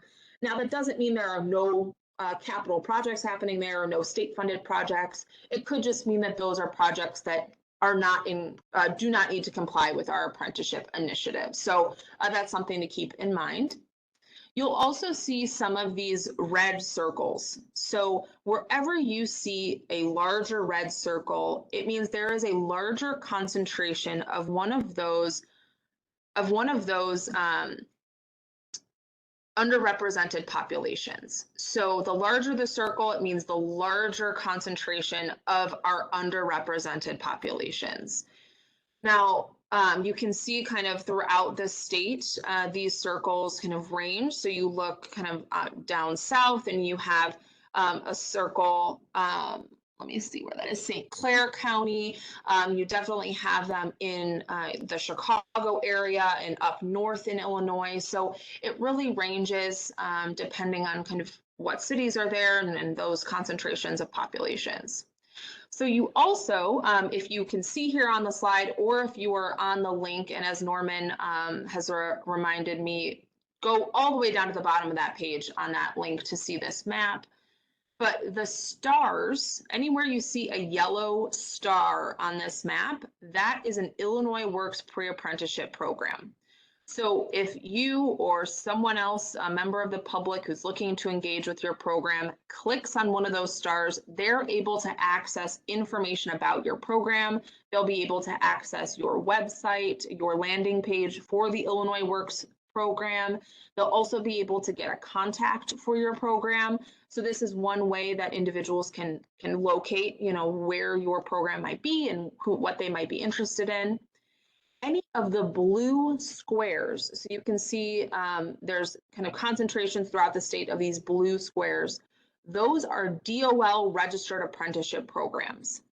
So if you are a program who maybe doesn't have a lot of existing relationships with DOL registered apprenticeship programs, this is a great tool for you to look at what DOL registered apprenticeship programs are in your area and start clicking on those squares to get their contact information. We've provided their contact information, their address. Oftentimes we also have provided if they have a set range of when applications are open. So there is a wealth of information there that you can use this map for. So please utilize this. We're going through a process right now of making sure this is updated, making sure that all of you are added to the map. So look out for those updates, but it is useful right now to get all of that information. So are there any questions about the heat map before we move on? I'm not seeing any in the chat. I don't know, G, if you have any on your end. Let's see, there are no questions. Let me double check at the bottom here. Yep, there are no questions in the chat. Okay, great. All right, so let's move on to our last piece of technology. So this is our Illinois Works Partner Guide. So the Illinois Works Partner Guide will provide you with additional information and really any information you might need about our program is available on the Illinois Works Partner Guide. So you can access this resource by using the link that is being shared in the chat right now for that Illinois Works Partner Guide. And the Illinois Works Partner Guide gives all of you access to any of these trainings. So anytime we host a webinar, anytime we do a public event or a short training throughout the year, all of those will be available there. We also do technical tutorials. So we have kind of short tutorials for IWRS, for ATS. So anything and everything that you might need there is available there. That's also, as Norman mentioned earlier, where you're going to find that grantee manual. That's where you'll find all of the templates and any required documents are going to be on this site. So this is a huge resource. So if you are ever in doubt of where to find something, the Illinois Works Partner Guide is the best place to go first. So up on your screen right now is an image of Illinois workNet. So some of you might be familiar with Illinois workNet if you have another state grant, if you work with any sort of WIOA grants or things like that. I know they use Illinois workNet. For us, Illinois workNet hosts both IWRS and our Illinois Works Partner Guide.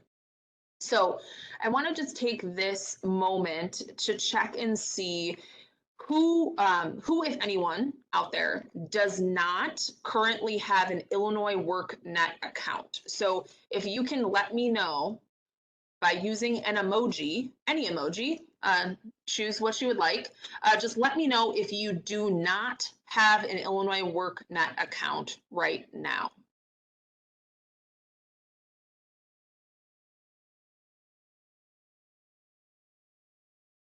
Okay, I got a raised hand, so I'm guessing, okay, we got a couple of emojis here, okay.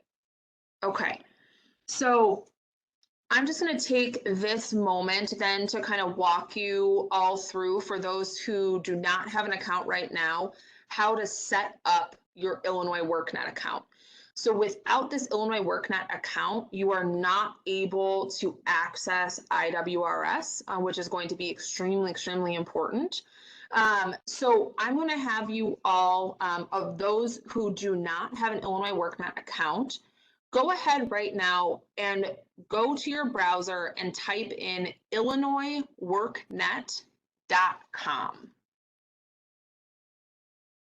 So I'll go ahead and put that in the chat as well here. So when you get to illinoisworknet.com, you are going to see a screen that looks like exactly what is on your slide right now. So to sign up for an Illinois workNet account, it is free and it's pretty simple.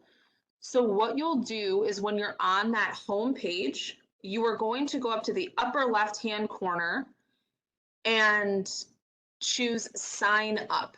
So when you sign up, when you click on that, a form will pop up. And you'll see here, it's a pretty basic form. So it's going to ask you your name, date of birth, email, some basic information. It'll also have you set up your username and your password. And then at the bottom, it's just going to ask you to accept terms and conditions. And so you'll accept that and then submit and you are done. So for those of you who do not have one, go ahead, sign up right now. You can also sign up after the session if you would like, but you all, as well as any staff who want to access IWRS, is going to need to have an Illinois Works or Illinois WorkNet account. So please make sure that your staff has this all set up. So that is my shameless plug for that. That will make it all easier for us to get you all set up in that system. So now let's jump back to the Illinois Works Partner Guide. So also hosted on Illinois WorkNet is the Illinois Works Partner Guide. So if you are on that main page of Illinois WorkNet, you're also going to see up at the top on the right side, you'll see a little icon that says Partners. So when you click on Partners, it's going to take you to a page where you will see, if you scroll down a little bit, you will see these program guides. So these are guides for all of the programs that Illinois WorkNet hosts. On the third row, you will see our logo. So the Illinois Works Pre-Apprenticeship Program logo. When you click on that logo, it's going to take you over to the partner guide. So I highly suggest favoriting the partner guide when you get there. It makes it a lot quicker to get over there. But you can see on the slide here, this is what that main page of the Illinois Works Partner Guide is going to look like. So it'll have these 4 circles, and then it'll have a list of the current professional development trainings that we have set up. So if you look at the trainings on the site, you can see, and these are updated for this year now, but you'll see the title of the session, you'll see the date, time, and then there is a link to register for each of those sessions. Now you'll also notice when you get there that there is an audience listed on the current site. So that audience will tell you if it is for new grantees. So we refer to all of you in this session today as new grantees because you are joining us in 2023, or it will say renewed grantees. So you and your teams are only required to attend the new grantee training. So please make sure as you are registering for professional development, you are only registering for those new grantee trainings. So just a kind of point of clarification there. So above that professional development section, you're also going to see these 4 circles. So the first circle all the way to the left is the 4 people kind of holding puzzle pieces. That is how you can access Illinois Works reporting system. But the one that's highlighted, so it's a person holding a tablet, I believe, that is where you can get all of our trainings and training materials that we have ever offered. So all through last year, we did many of the same trainings that you are going to be going through during this onboarding session. So if you want to look at those, you have access to them. On the left side of our kind of archived TA sessions and materials, you're going to see a video link. So that's how you get to the recording of that session. And on the right side where you see it says, I believe it says related materials, you will see that is where you can get the actual slides from that session. So if you're looking for specific information and you don't necessarily want to kind of weed through the recording, you can look at the PowerPoint there. So all of that is accessed through that second button with the person holding the tablet.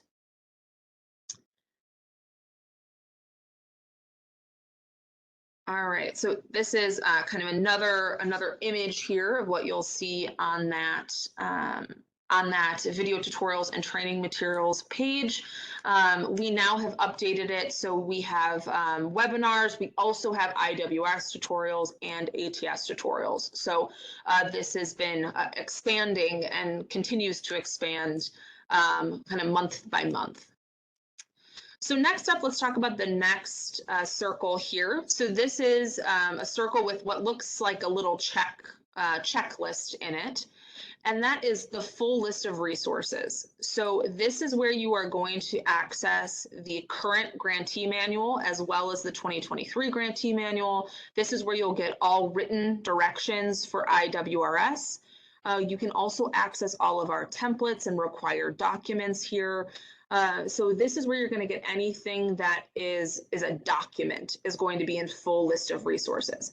Anything that's a video will be in those video tutorials and training materials. Anything that's a document will be in full list of resources. So that's how you can kind of separate those pieces out. So are there any questions about the Illinois Works Partner Guide before I discuss the quarterly administrative meetings? Feel free to unmute if you do. All right, I'm not seeing anything in the chat, I'm not hearing anyone. So I'm gonna talk about the quarterly administrative meetings then.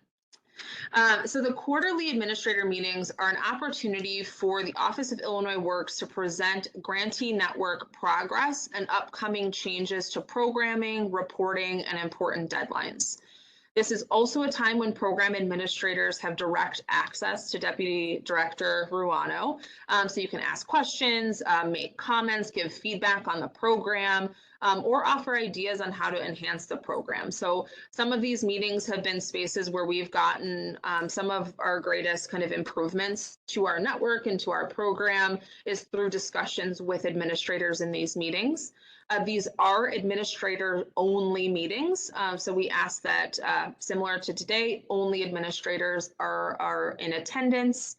Now, there will be, as we call them quarterly, you might have guessed that there are 4 of them throughout the year. 2 of these meetings are going to be held virtually, so similar to the format we have today. And then 2 of these meetings will be held in person. So as Norman mentioned, we will have kind of those regional meetings. We will be hosting 2 of these quarterly meetings during those regional meeting sessions. So one of these will be in the Chicagoland area, one of them will be in Central Illinois. And these will also provide kind of professional development and networking opportunities for all of you. So Norman mentioned that something that we really try to cultivate in this network is all of you kind of sharing ideas, best practices, what's worked for you, what's worked for the group that you're working with. And so these are spaces where you all can really connect and share those ideas. So are there any questions about the technology, about the administrator meetings before we move to our next section? Do you have a rough estimate on when the 2 in-person conferences will be?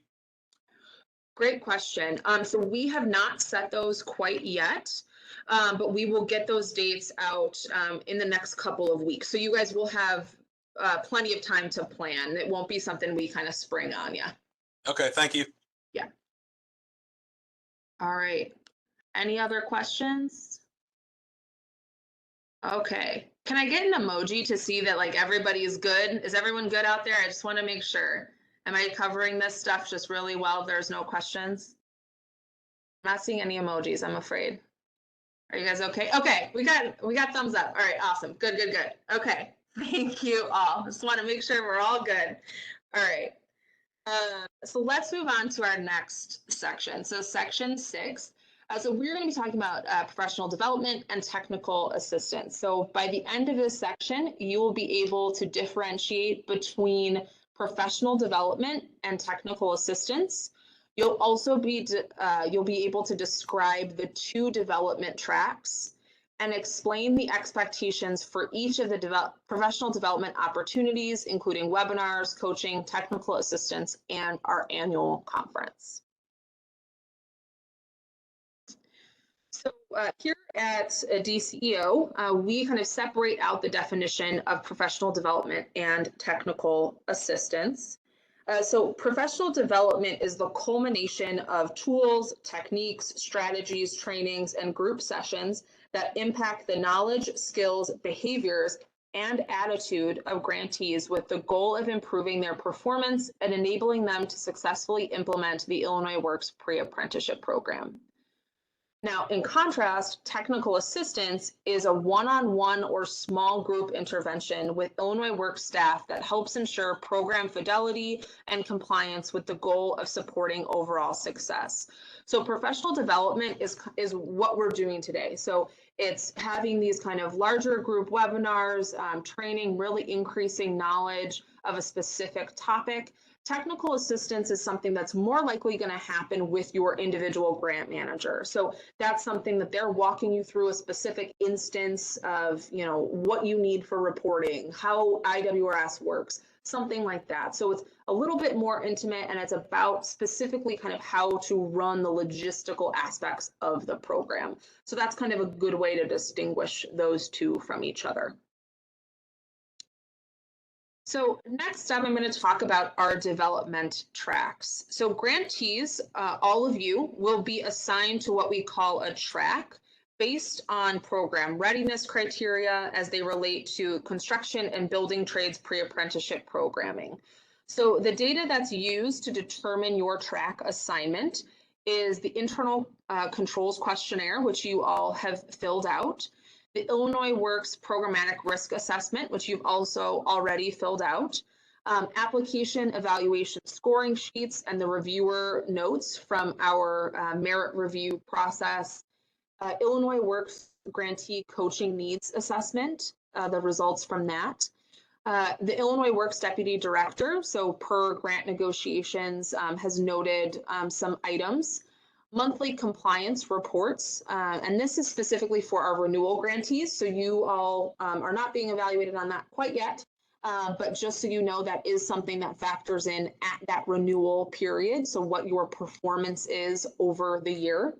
And then work plans, so those work plan documents that you all provided to us will also factor into these tracks. So it's important to remember these tracks are only based on providing pre-apprenticeship construction and building trades pre-apprenticeship programming.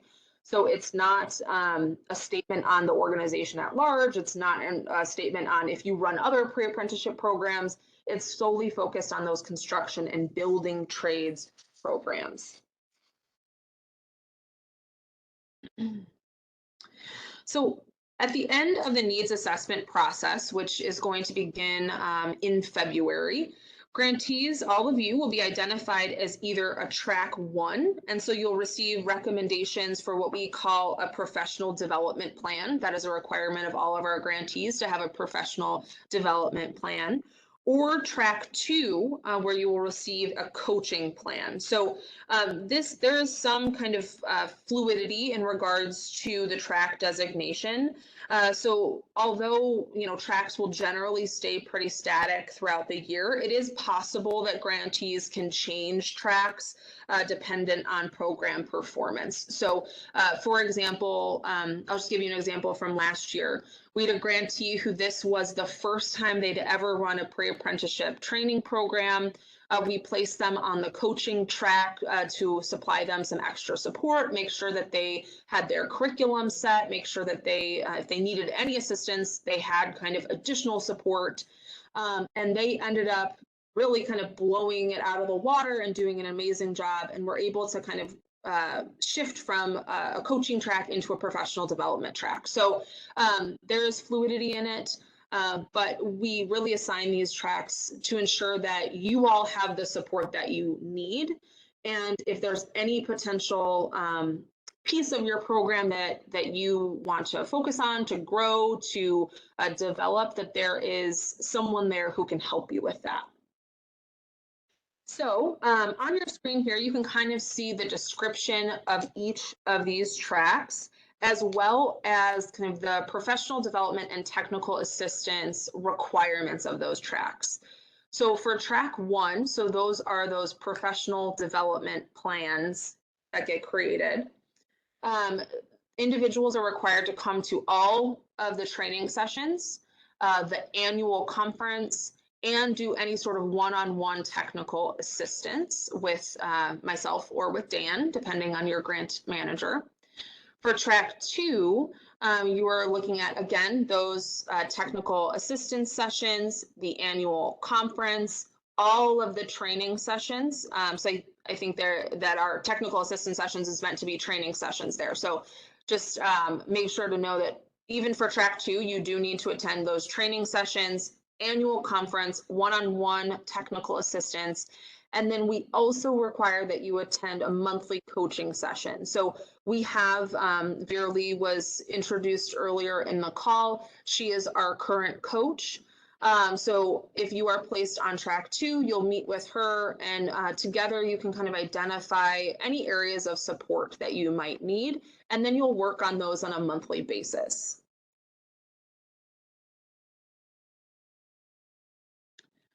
So our team and all of Illinois Works is invested in the success of each and every one of you. So we have full faith that all of you can do this program, and we want to make sure that you all have any resource that we can provide, any support that we can provide to make sure that you and most importantly, your participants are successful in reaching their goals. So within the sphere of professional development, there are an array of tools and techniques and strategies that we offer to help make you all successful.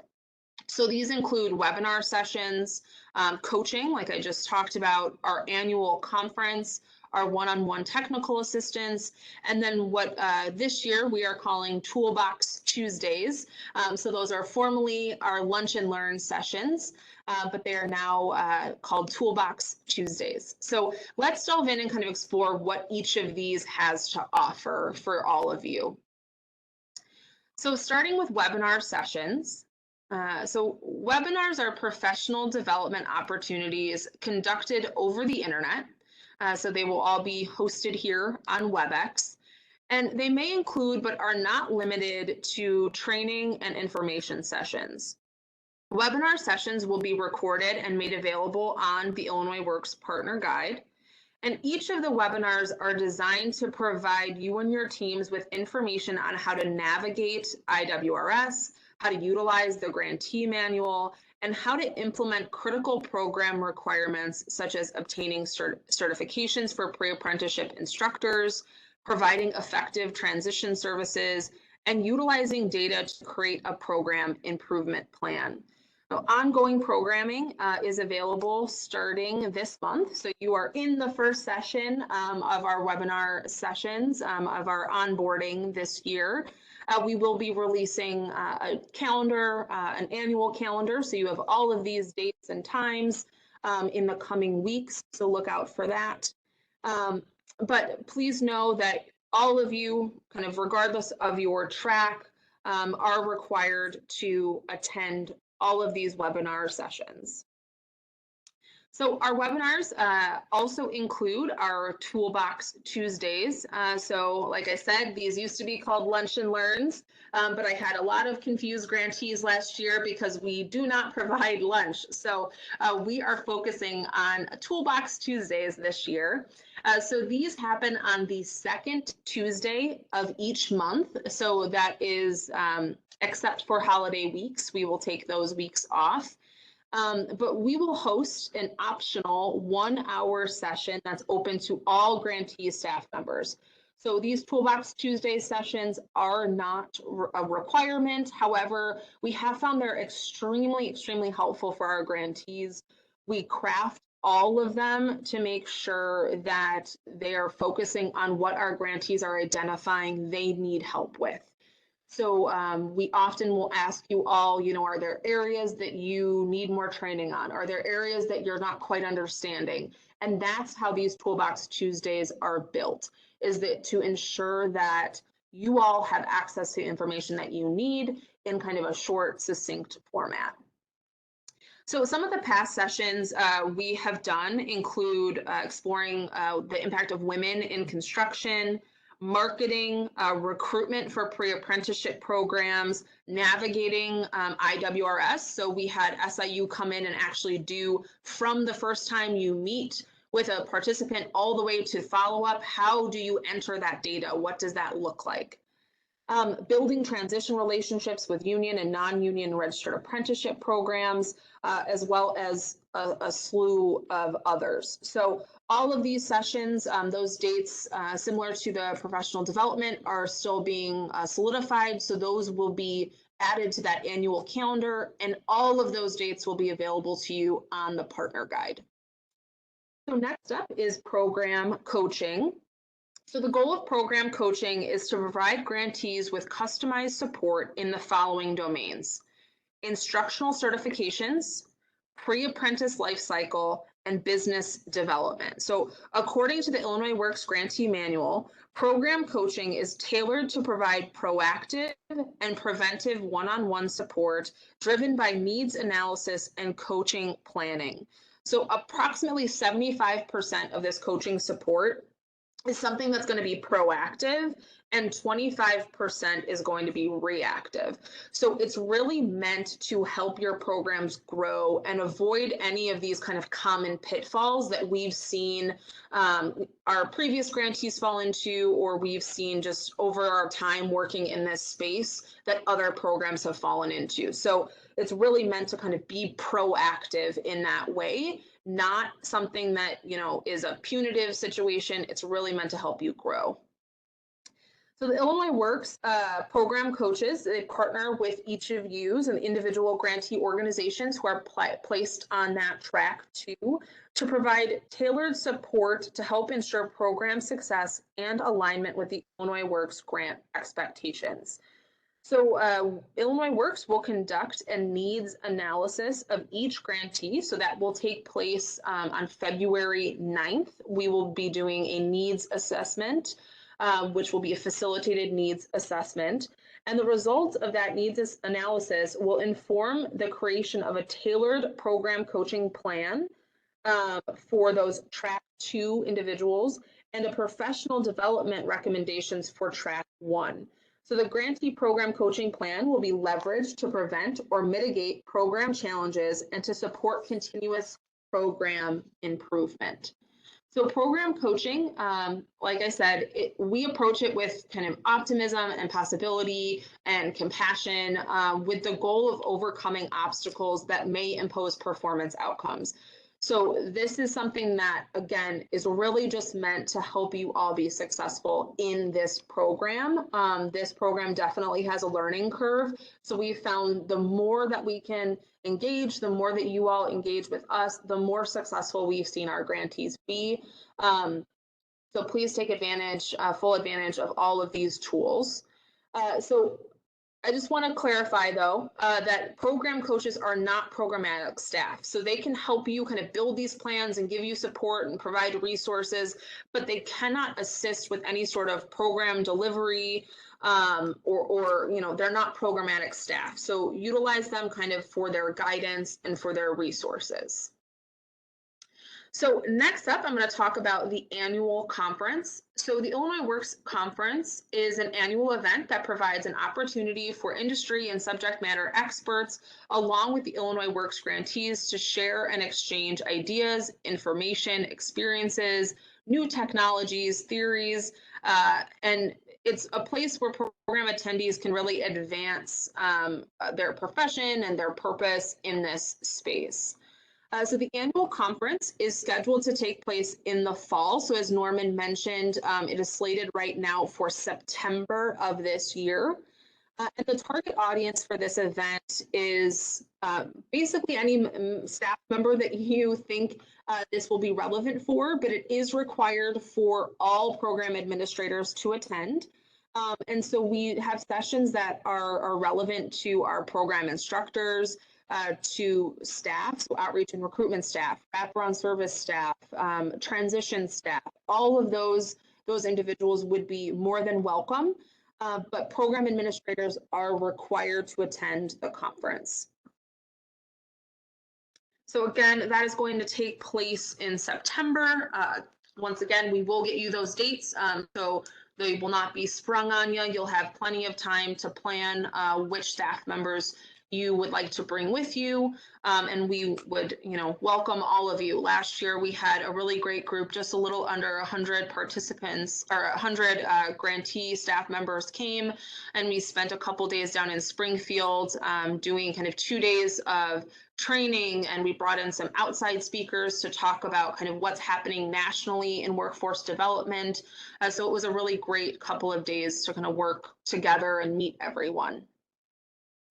So next up, I'm going to talk about technical assistance. So the goal of technical assistance is to help ensure compliance with Illinois Works performance expectations, reporting requirements, and grant outcomes. So grantees will receive feedback and targeted assistance guided by their monthly compliance report. And this is a one-on-one intervention. So it's involving kind of troubleshooting, problem solving, corrective action to help ensure that all of you can meet those programmatic milestones and outcomes. So technical assistance is responsive and reactive and driven by program reports and deployed on an as-needed basis. So grantees will be alerted, all of you will be alerted by your grant manager if technical assistance is required. And that's a really important distinction between coaching and technical assistance. Coaching is very proactive, so trying to kind of remove any potential barriers so there is no issue with programmatic performance. Technical assistance is more reactive. So if we are seeing that there is a performance issue, if you all are struggling to recruit or to retain or things like that, that's when technical assistance really comes into play. So the key, kind of some more key differences, program coaching is prevention, mitigation. It's regularly scheduled. So you know when you are going to meet with your program coach. It is focused on proactive measures.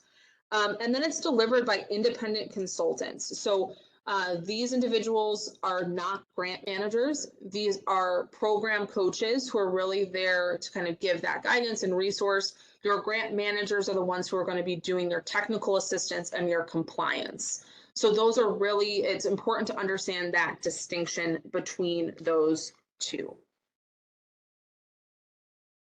So that brings us to the end of this section. So I gave you all a good amount of information there about professional development, about technical assistance, about our tracks. We will delve into all of this in deeper detail in our grantee manual sessions in the coming weeks.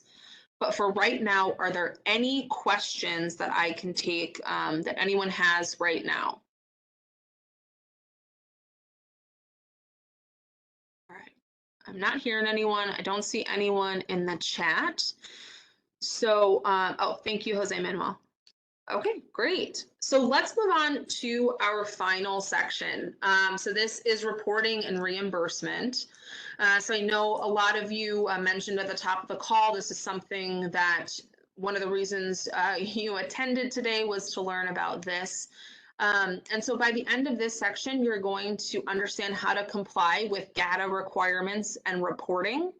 You'll be able to identify an allowable cost. You'll know how to request a budget modification, how to comply with procurement policies, and then how to identify the key aspects of our performance-based payment model. So let's go ahead and get started. Oh, sorry. And you also list the steps for fund disbursement and describe the role of monthly compliance review. So there's a lot in this section, so let's go ahead and get started talking about GATA. So all of you are very likely familiar with GATA at this point. So you've had to use the GATA portal to meet any sort of requirements. You had to fill out your ICQ, which is a GATA requirement. And there are three kind of important items that are relevant to all of you regarding GATA. So all of your programs must adhere to GATA requirements. All Illinois Works grantees must ensure that your GATA profile is up to date. So where you all did your ICQ, we need to make sure that those are always up to date. So whenever a new internal controls questionnaire or ICQ is needed, please make sure to get that updated. Please make sure that you are in good standing with GATA. If you are not in good standing for any reason, you can end up on that stop payment list. So the Illinois stop payment list, as soon as you get added to that, it means that one, we cannot disperse any funds to you. So even if your program is doing really well performance-wise, we cannot give you any reimbursement. We also, if we are at the point of renewal and you are on that list, we cannot provide you a renewal agreement. So everything gets delayed, reimbursements, everything. So make sure that your GATA profile is always up to date and you are in good standing on that portal. Now you can access the GATA system through, as I said, through that GATA portal. So the link to the GATA portal is going to be provided to you in the chat. Like I said, this is something that many of you are very likely already familiar with. If you were the one in your organization who did everything in GATA, if you were the one who signed your notice of state award, you are familiar with the GATA portal. So we'll go ahead and share that link there. Oh, thank you, Gia. So Gia just put the grant portal in there for you. So next up, we're going to look at some of the standardized reports that GATA requires. So this is kind of where I want to pull a distinction here. As Norman mentioned earlier, you are going to be working with Dan or I on the Illinois Works team. We are your Illinois Works grantee grant managers, but there's also the Office of Grants Management, and you will have a assigned grant manager from the Office of Grants Management. Now, any of these GATA standardized reports are going to go to your Office of Grants Management grant manager. So they will request two main reports from you. So the first one is a periodic financial report, as you see on the screen. The second one is a periodic performance report. So I'm not going to talk as much about that second one, the periodic performance report today, because much of that report is going to be done through IWRS. So you still have to submit a report to the Office of Grants Management, but you don't have to supply any sort of supplemental information. So they just accept that IWRS kind of is your programmatic report to them. So all of the specifics about the PPR, the periodic performance report, is in the grantee manual. We'll discuss that in more detail. Your Office of Grants Management grant manager will also be a resource for you on that. But the one that I really want to focus on is this periodic financial report. So the periodic financial report, or what we call PFR, is a standardized financial report that's through GATA, and it is due within 30 days at the end of each quarter. So that's traditionally the timeline. However, for the Office of Illinois Works, we request that all of you submit your PFR, your periodic financial report, on a monthly basis. And the reason we asked for that is because that allows you to submit monthly expenses. And when you're submitting monthly expenses, it means we can reimburse those expenses monthly. So we can kind of have this constant rolling of reimbursement instead of you waiting a quarter and then submitting your expenses and then getting a payout. We are able, through our systems, to accept your expenses on a monthly basis through this PFR, and then to be able to reimburse as long as your performance allows that. So we'll talk about that piece a little bit later, but that's just a really important point. So make sure that these are getting in on a monthly basis, no later than 30 days at the end of each month. So submitting this PFR does not change your PPR, so your periodic performance report timetable. Again, talk with your Office of Grants Management grant manager when that individual is assigned to you. That will be assigned after your grant agreement is officially signed. So you can talk with that person all about these reports, what they need from you. They're going to ask you, you know, for their own information. So be in touch with them as well. So next up is the GATA resource website. So more information about these reports, so the PPR and the PFR, is available on this website. So you can see here, it walks through kind of a summary of the grant process. You can get more information about what is required as part of the PFR or the PPR. So we'll go ahead and add that link to the GATA resource website in the chat now. That site's extremely useful. Just a kind of side plug. If you are, especially if you're new to state grants, this is a great tool to use to understand what you are going to be asked for, especially from your Office of Grant Management grant manager. So just kind of a plug for that there.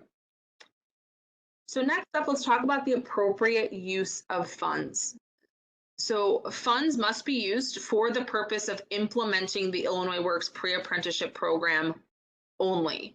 So specific allowable grant costs were set forth in the NOFO, as well as in the pre-apprenticeship program rules. So all allowable cost expenditures must comply with the 2 CFR 200. So this is the law that guards what is allowable under our grant type.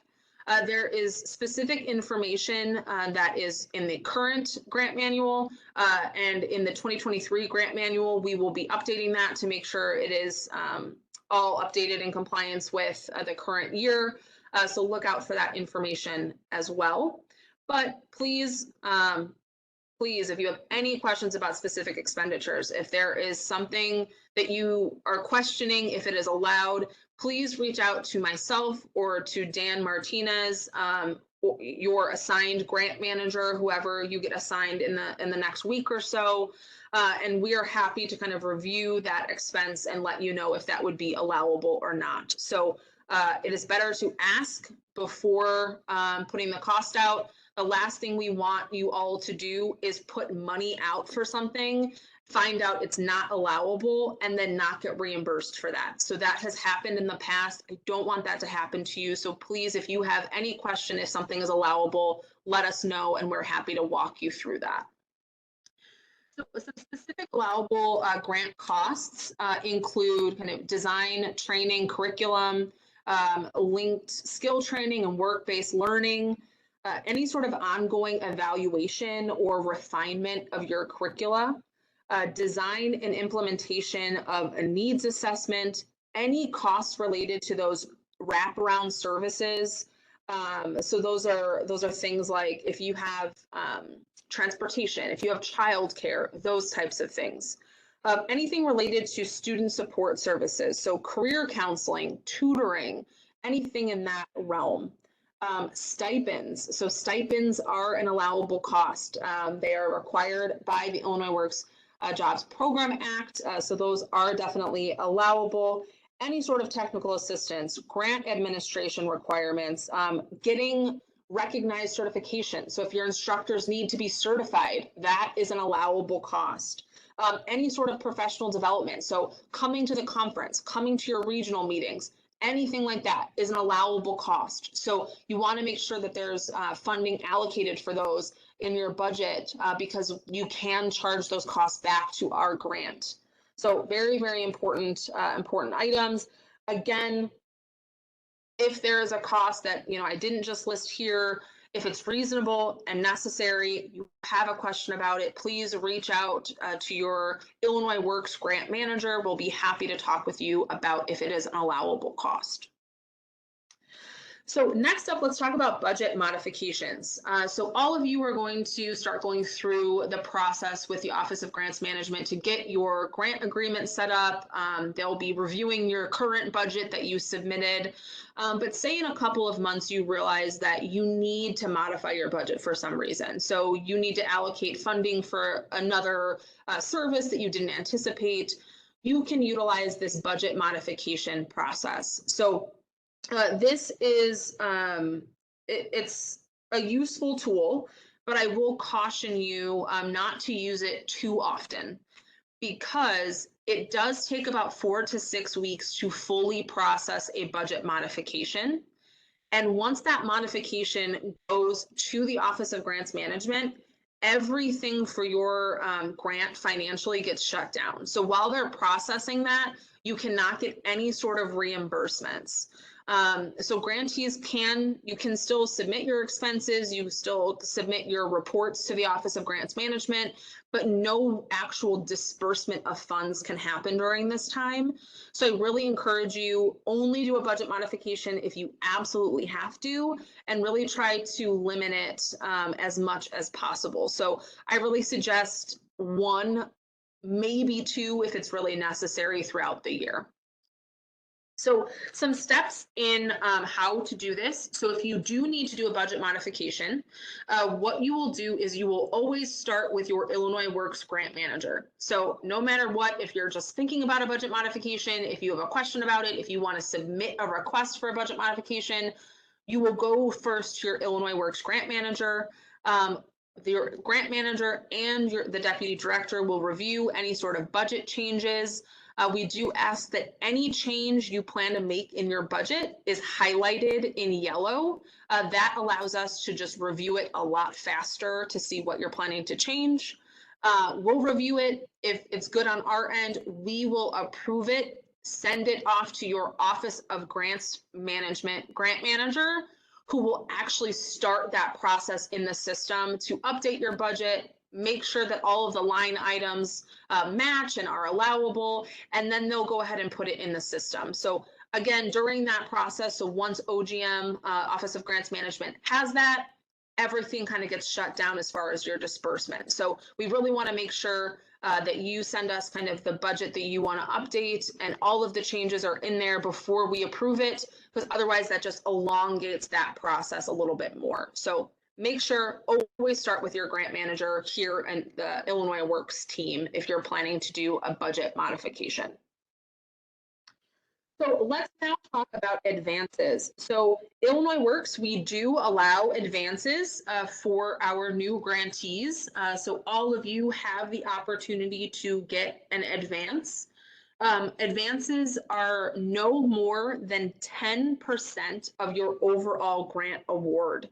So we understand that many of you are going to have some startup costs. You're going to need to, hire staff. You might need to buy tools. You might need to do buy workbooks, things to get your program up and running. So you can request this no more than 10% of your overall grant award. If you want an advance, if you would like to request one, please submit a letter on organization letterhead. You're going to send that to our team. So you can send that, for right now, you can send that directly to me since we have not quite assigned Illinois grant managers yet. Please send that no later than this Friday. So 1/13, end of business. We will need that formal letter if you plan to ask for an advance. Please outline what amount you would like to ask for. Again, no more than 10% of your overall grant award. But we will review that. We'll let you know if that's approved or denied. If it is approved, what will happen is we will let the Office of Grants Management know as part of your grant agreement. They will outline the amount of the advance. Once that grant agreement is signed, you will then, within a couple of weeks, receive that funding. So that funding will kind of come in a lump sum to you so you can start your programming. Again, if you want an advance, please get us that letter no later than end of business this Friday, January 13th. Any questions about that? I know that's something that is pretty important to a lot of you. So do you have any questions about advances? Okay, I'm not seeing any. So, okay, good, awesome. So next up, let's talk about procurement policy. So all grants are required to follow the procurement standards of 2 CFR 200. So this is a federal regulation. We are mandated by the federal government to follow these regulations, and as an entity that is funding your organization, you are also required to follow these regulations. There is additional information about compliance in the grantee manual. So that will be talked about in more detail in the grantee manual, session number 3. So session number 3 is where we're going to be talking about compliance, procurement, audits, all of that. So really, mark your calendar if that's something that you want to pay, if it is your position to pay close attention to. So I know we have at least one CFO here, so I'm sure they will be tuning into that session. So any questions so far about anything I've covered up to this point? Okay, awesome. All right, so we are entering our last section here. So we're talking about the performance-based system. So if you can please jump over to Mentimeter and please answer the following question.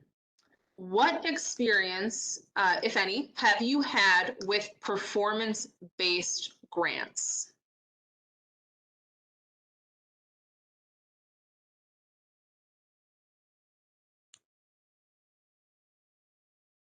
So again, what experience have you had with performance-based grants?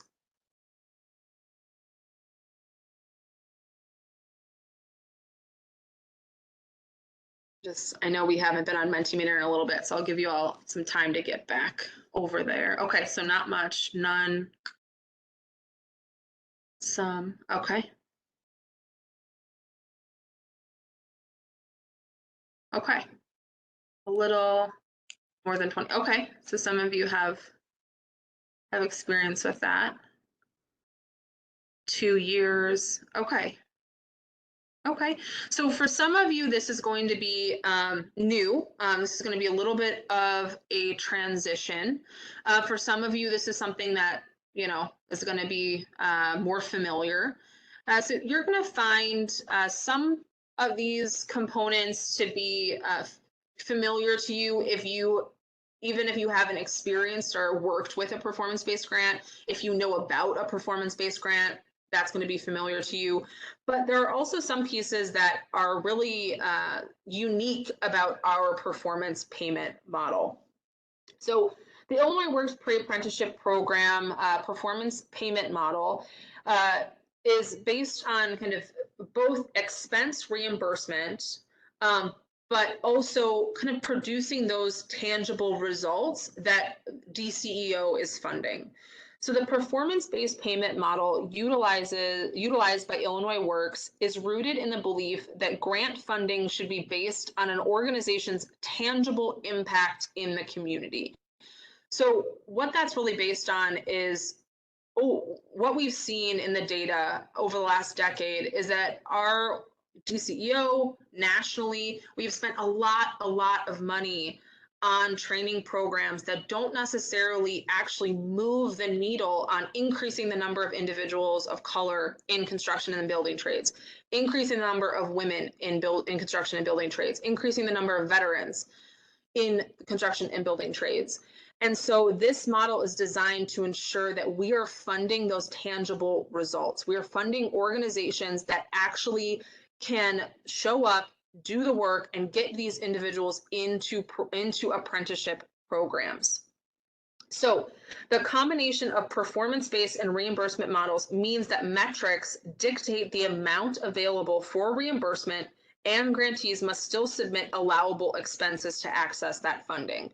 So what this means is through your performance, you're going to earn portions of your grant award, and then you will supply your expenses to the Office of Grants Management. As long as that amount that has been earned is at or above the expenses, those expenses will be approved and dispersed, as long as they're an allowable cost through OGM. So like I said earlier, there are some unique aspects about our model that other models don't have.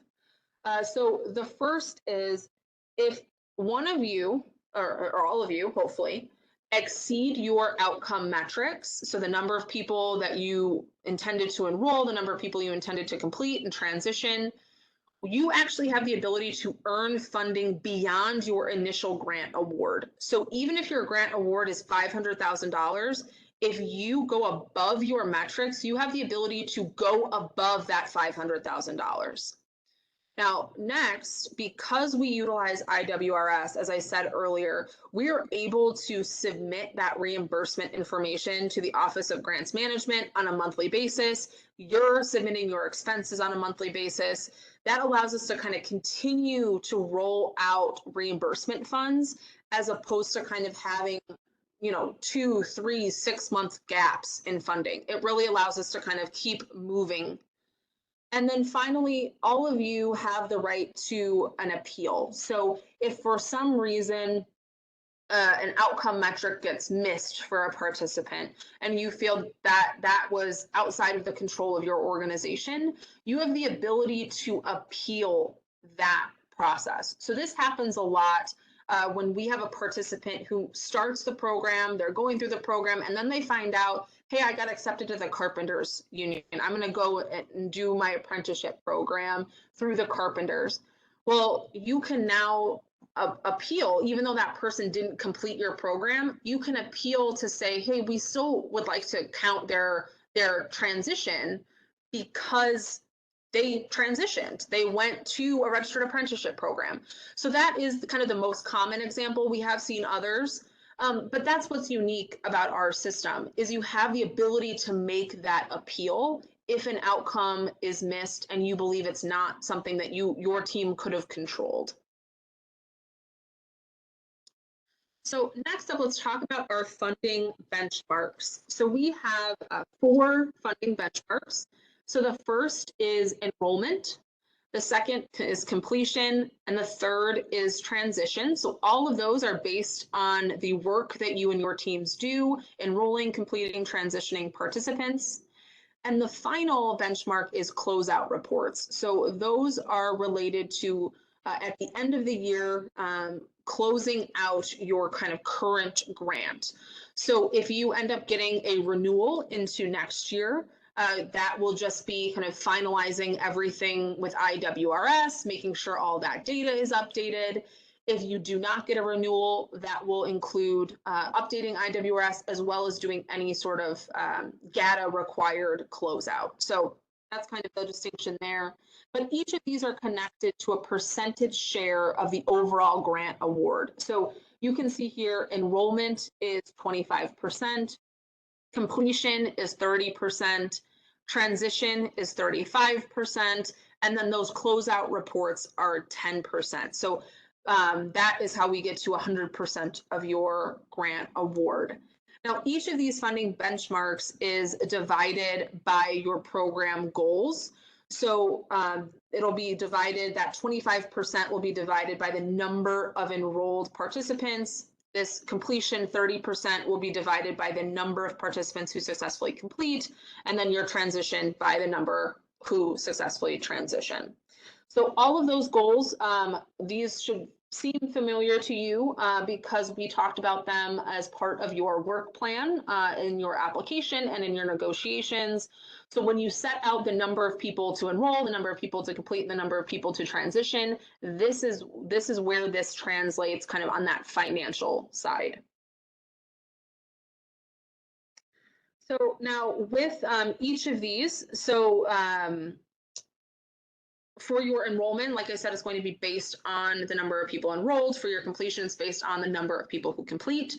Your transitions, though, are actually for your what we call a primary transition. So getting into a registered apprenticeship program is actually split into two pieces. So Gia, if you could actually jump back to the last slide. It's actually split into two pieces. So when your participants apply to a registered apprenticeship program, so they submit their application, maybe they've gone through testing, they're waiting to hear back, we will provide 75% of that participant's payment to you, reimburse it. We call that kind of a preliminary verification. Now, 25%, so that remaining 25% will be held until that individual enrolls into a registered apprenticeship program. So if they have just applied, you will get the bulk of that funding. Once they're enrolled, you will get kind of that additional 25%. This is something that we saw last year as we had a lot of individuals who applied to registered apprenticeship programs, but when they either got accepted, they didn't actually accept and enroll in the registered apprenticeship program, or they applied and didn't really have the intention to go into a registered apprenticeship program. They applied to kind of meet that metric and then kind of fell off from there and did another transition. So we really split these to ensure that we are meeting the objective of this program, which is to increase the number of underrepresented populations in registered apprenticeship programs and in the construction and building trades long term. So that is why that split is there. We will talk about that in more detail in Grantee Manual Session 3, but I just want to highlight that is an update this year that we did not have last year. So next up, let's talk about monthly compliance reviews and fund disbursement. So determining the amount of funding available for reimbursement on a monthly basis is going to be based on what we call a per participant allotment. So the per participant allotment is the result of a funding benchmark percentage divided by the funding benchmark participant goal. So let me show you an example, because I think sometimes when we talk about this, it gets a little bit confusing. It's easier to kind of look at on the screen. So in this instance, we have an individual organization who decided they were going to enroll 25 participants. That was their goal. Now, 25% of their overall grant award was $100,000. So what we do is we take your enrollment amount, $100,000, we divide it by the enrollment goal of 25 participants, and that gets us $4,000 per participant allotment. So every time you enroll a participant, that amount of reimbursement goes up $4,000. So if you only enroll one participant, you have $4,000. If you submit expenses for $4,000 and they're approved, you will be paid out $4,000. So it's that kind of straight through. The amount that is earned through performance is then given for the financial side as well. So let's now move on. Okay, so I'm talking about now our compliance review. So that per participant allotment and the review of your performance happens on a monthly basis.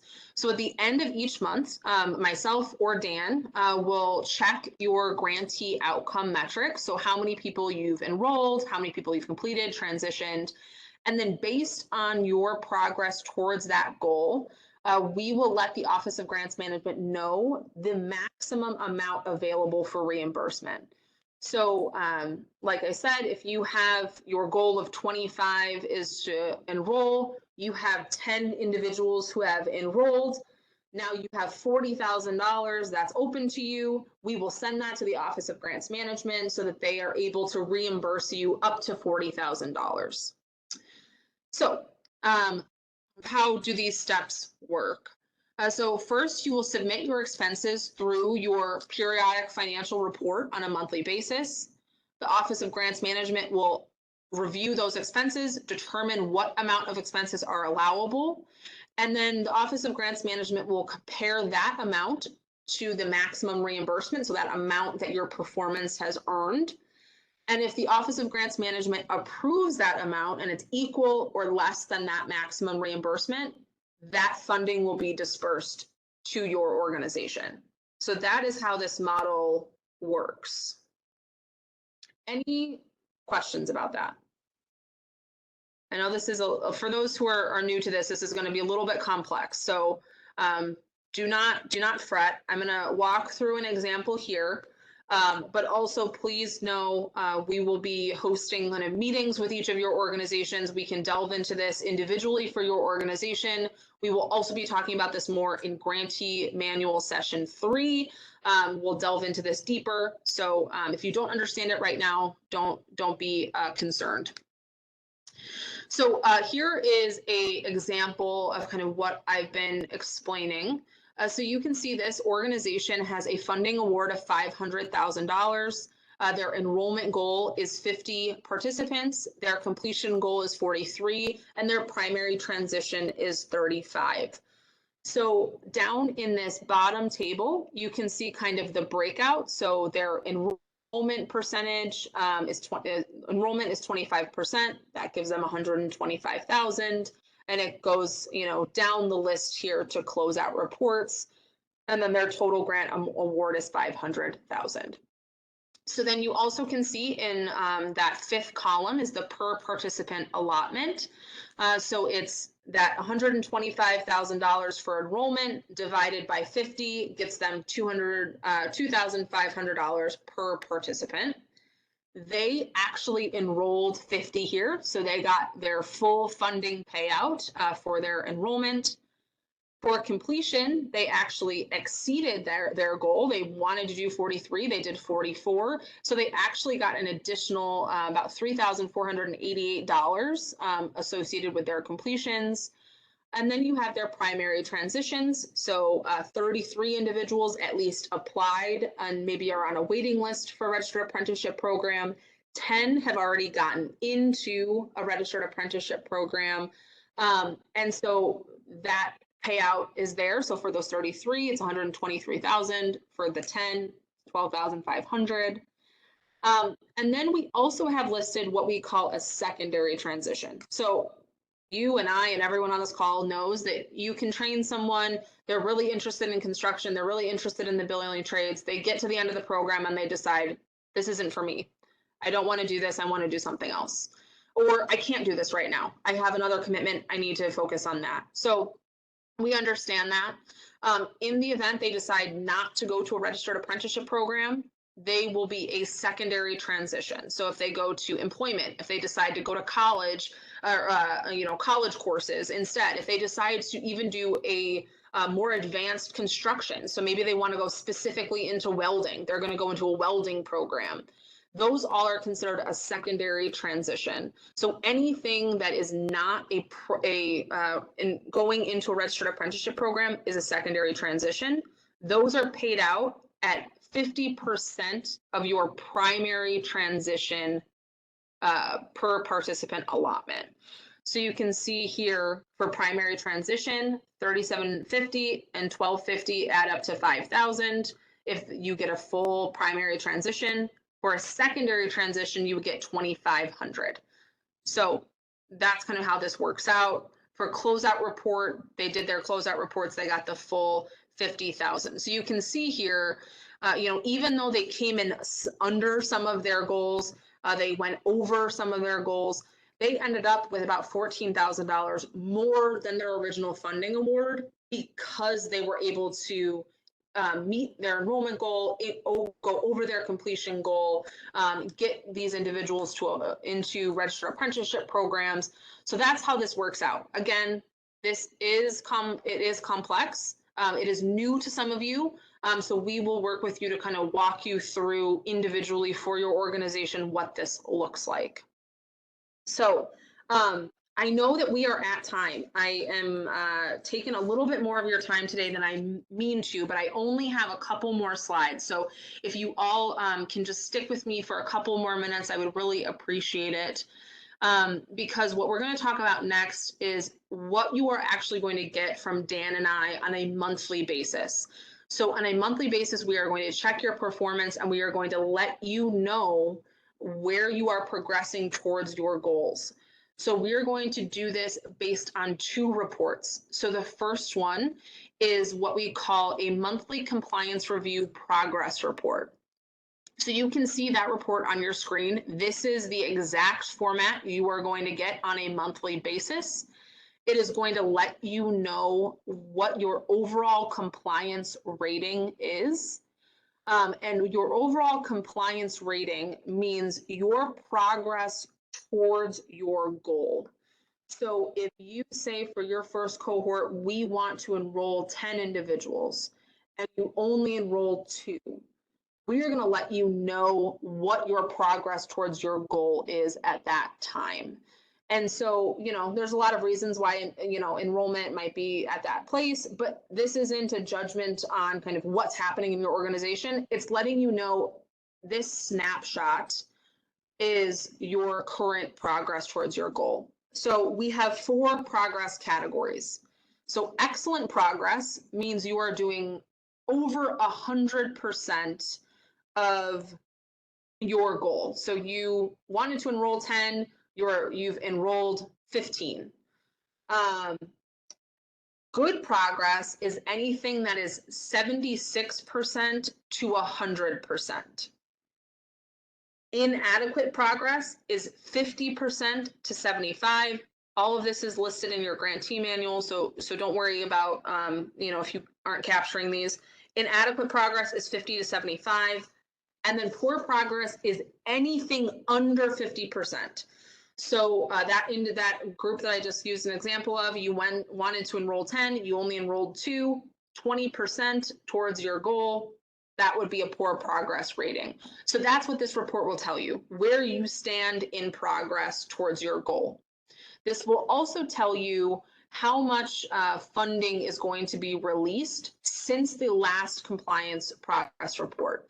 So this is not an aggregate report. It will only tell you since the last time we looked at your performance, what new individuals have been enrolled, what new individuals have completed or transitioned. So this is just kind of a month by month progress report to show you where you stand. So this is what you will get, one of the items you will get on a monthly basis. The second one is what we call a payment worksheet. So the payment worksheet is where you are going to actually get those aggregate numbers. So again, you're going to get this also on a monthly basis. On the slide here, you can see exactly what this form looks like. It's going to, on the left side, tell you your total grant award. It's going to tell you how the benchmarks are broken out. So how much goes towards your enrollment, your completion, your transitions, your per participant allotment for each of those benchmarks. And then it will also, to the right of that, tell you your goals. So you intended to enroll 50, you intended to complete 43, transition 35.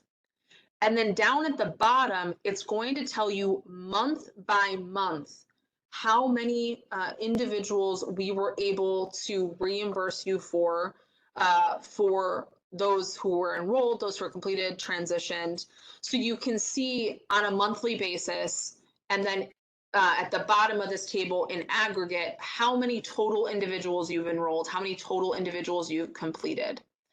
And if you go all the way to the right here, this is maybe a little bit small for some of you, but you'll see the total funding available. So that is where you can see how much funding has actually been earned through your performance over the course of the year. So the progress report is going to give you a month by month view. This payment worksheet is going to give you kind of that bird's eye view of where your program stands. Again, each of you are going to get one of these on a monthly basis. So you'll look out for these. Dan and I will be meeting with all of you to kind of review these. So don't worry about the first time you get them if you don't understand them. We will meet with you to kind of walk through what we are communicating through these forms. So thank you so much for sticking with me. I know I'm a little bit over time, but that is the last slide for me. Are there any questions at this point? Please feel free to unmute or put them in the chat. Christine, if I may, just real quick here, I just want Absolutely. to emphasize, and it's very, very important for all grantees to know that the monthly compliance review and the reports that Christine just talked about, the data for those reports is pulled from IWRS.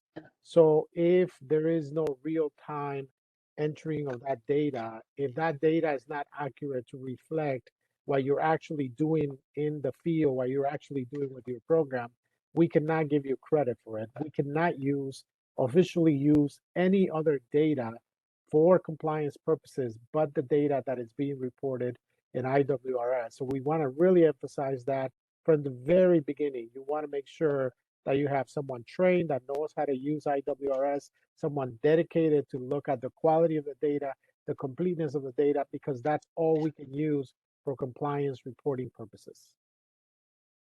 Yes, thank you, Norman. That's a very, very important point and something that we have heard a lot from our grantees from last year is, but we did the work, but we did enroll them, but we did complete them. If the system does not show that, if that data is not entered, we are not allowed to base your performance on anything else. So please make sure to always be updating IWRS. Again, we'll go through that training, but just please emphasize to your staff that this is going to be something that's very, very important to keep updated on a daily or at least a weekly basis to make sure that your program is always showing, we can see exactly what's happening on the ground. We know how well you're doing. We know how well you're progressing. So thank you so much for that, Norman. I'm going to go ahead and pass it off to Gia now. She just has a short evaluation for how our session went today. If you can please provide that. Go ahead, Gia. Thank you, Christine, and thank you everyone for your participation during this training.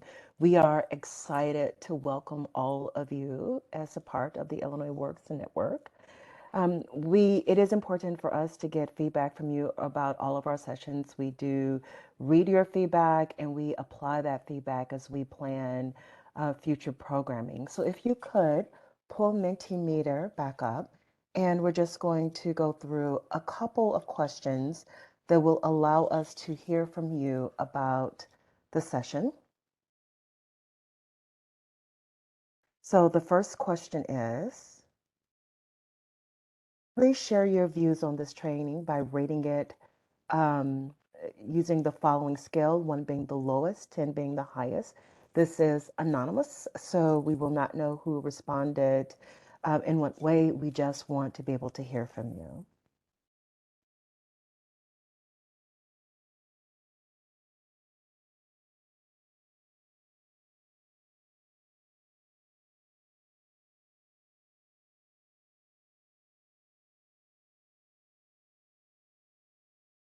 Thank you for those who are responding. We have 8 respondents at this point.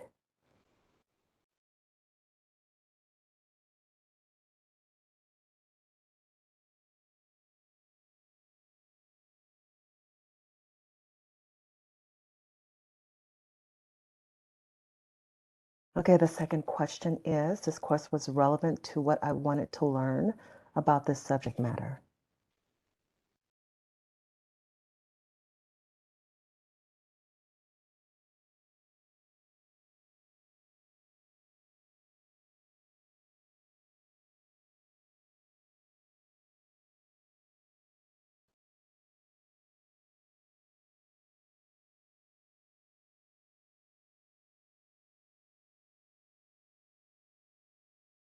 We have 5 respondents now. Please do take a moment and share your feedback.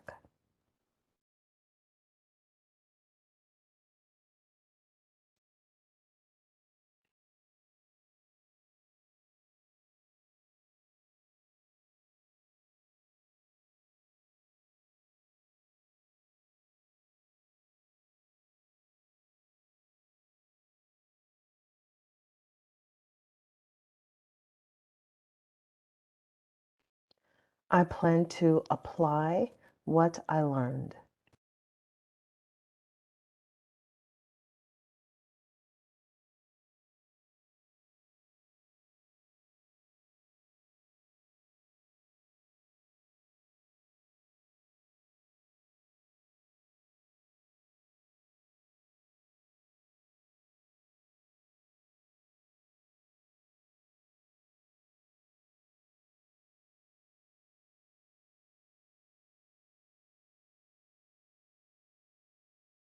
So what improvements might you recommend? What can we do different next time to improve your experience in our program?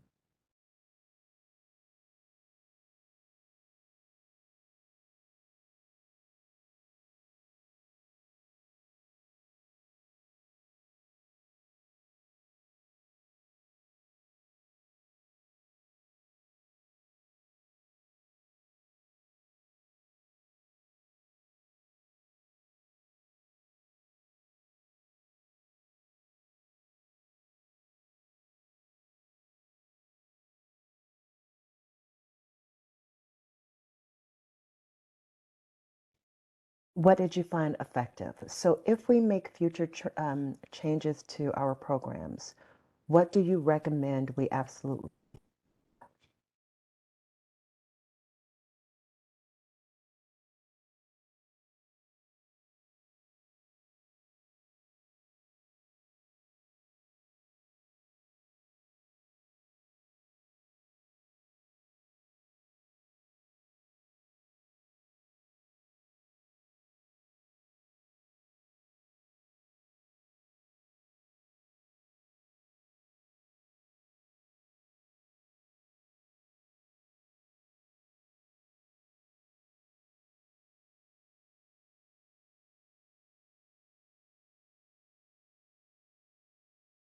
Great, thank you.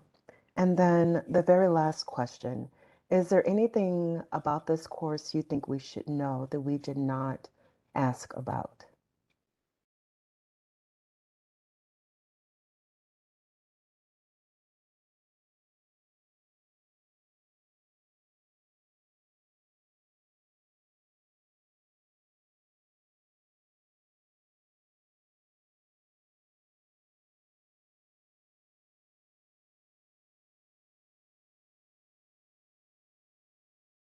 Great. I appreciate the comment regarding in person.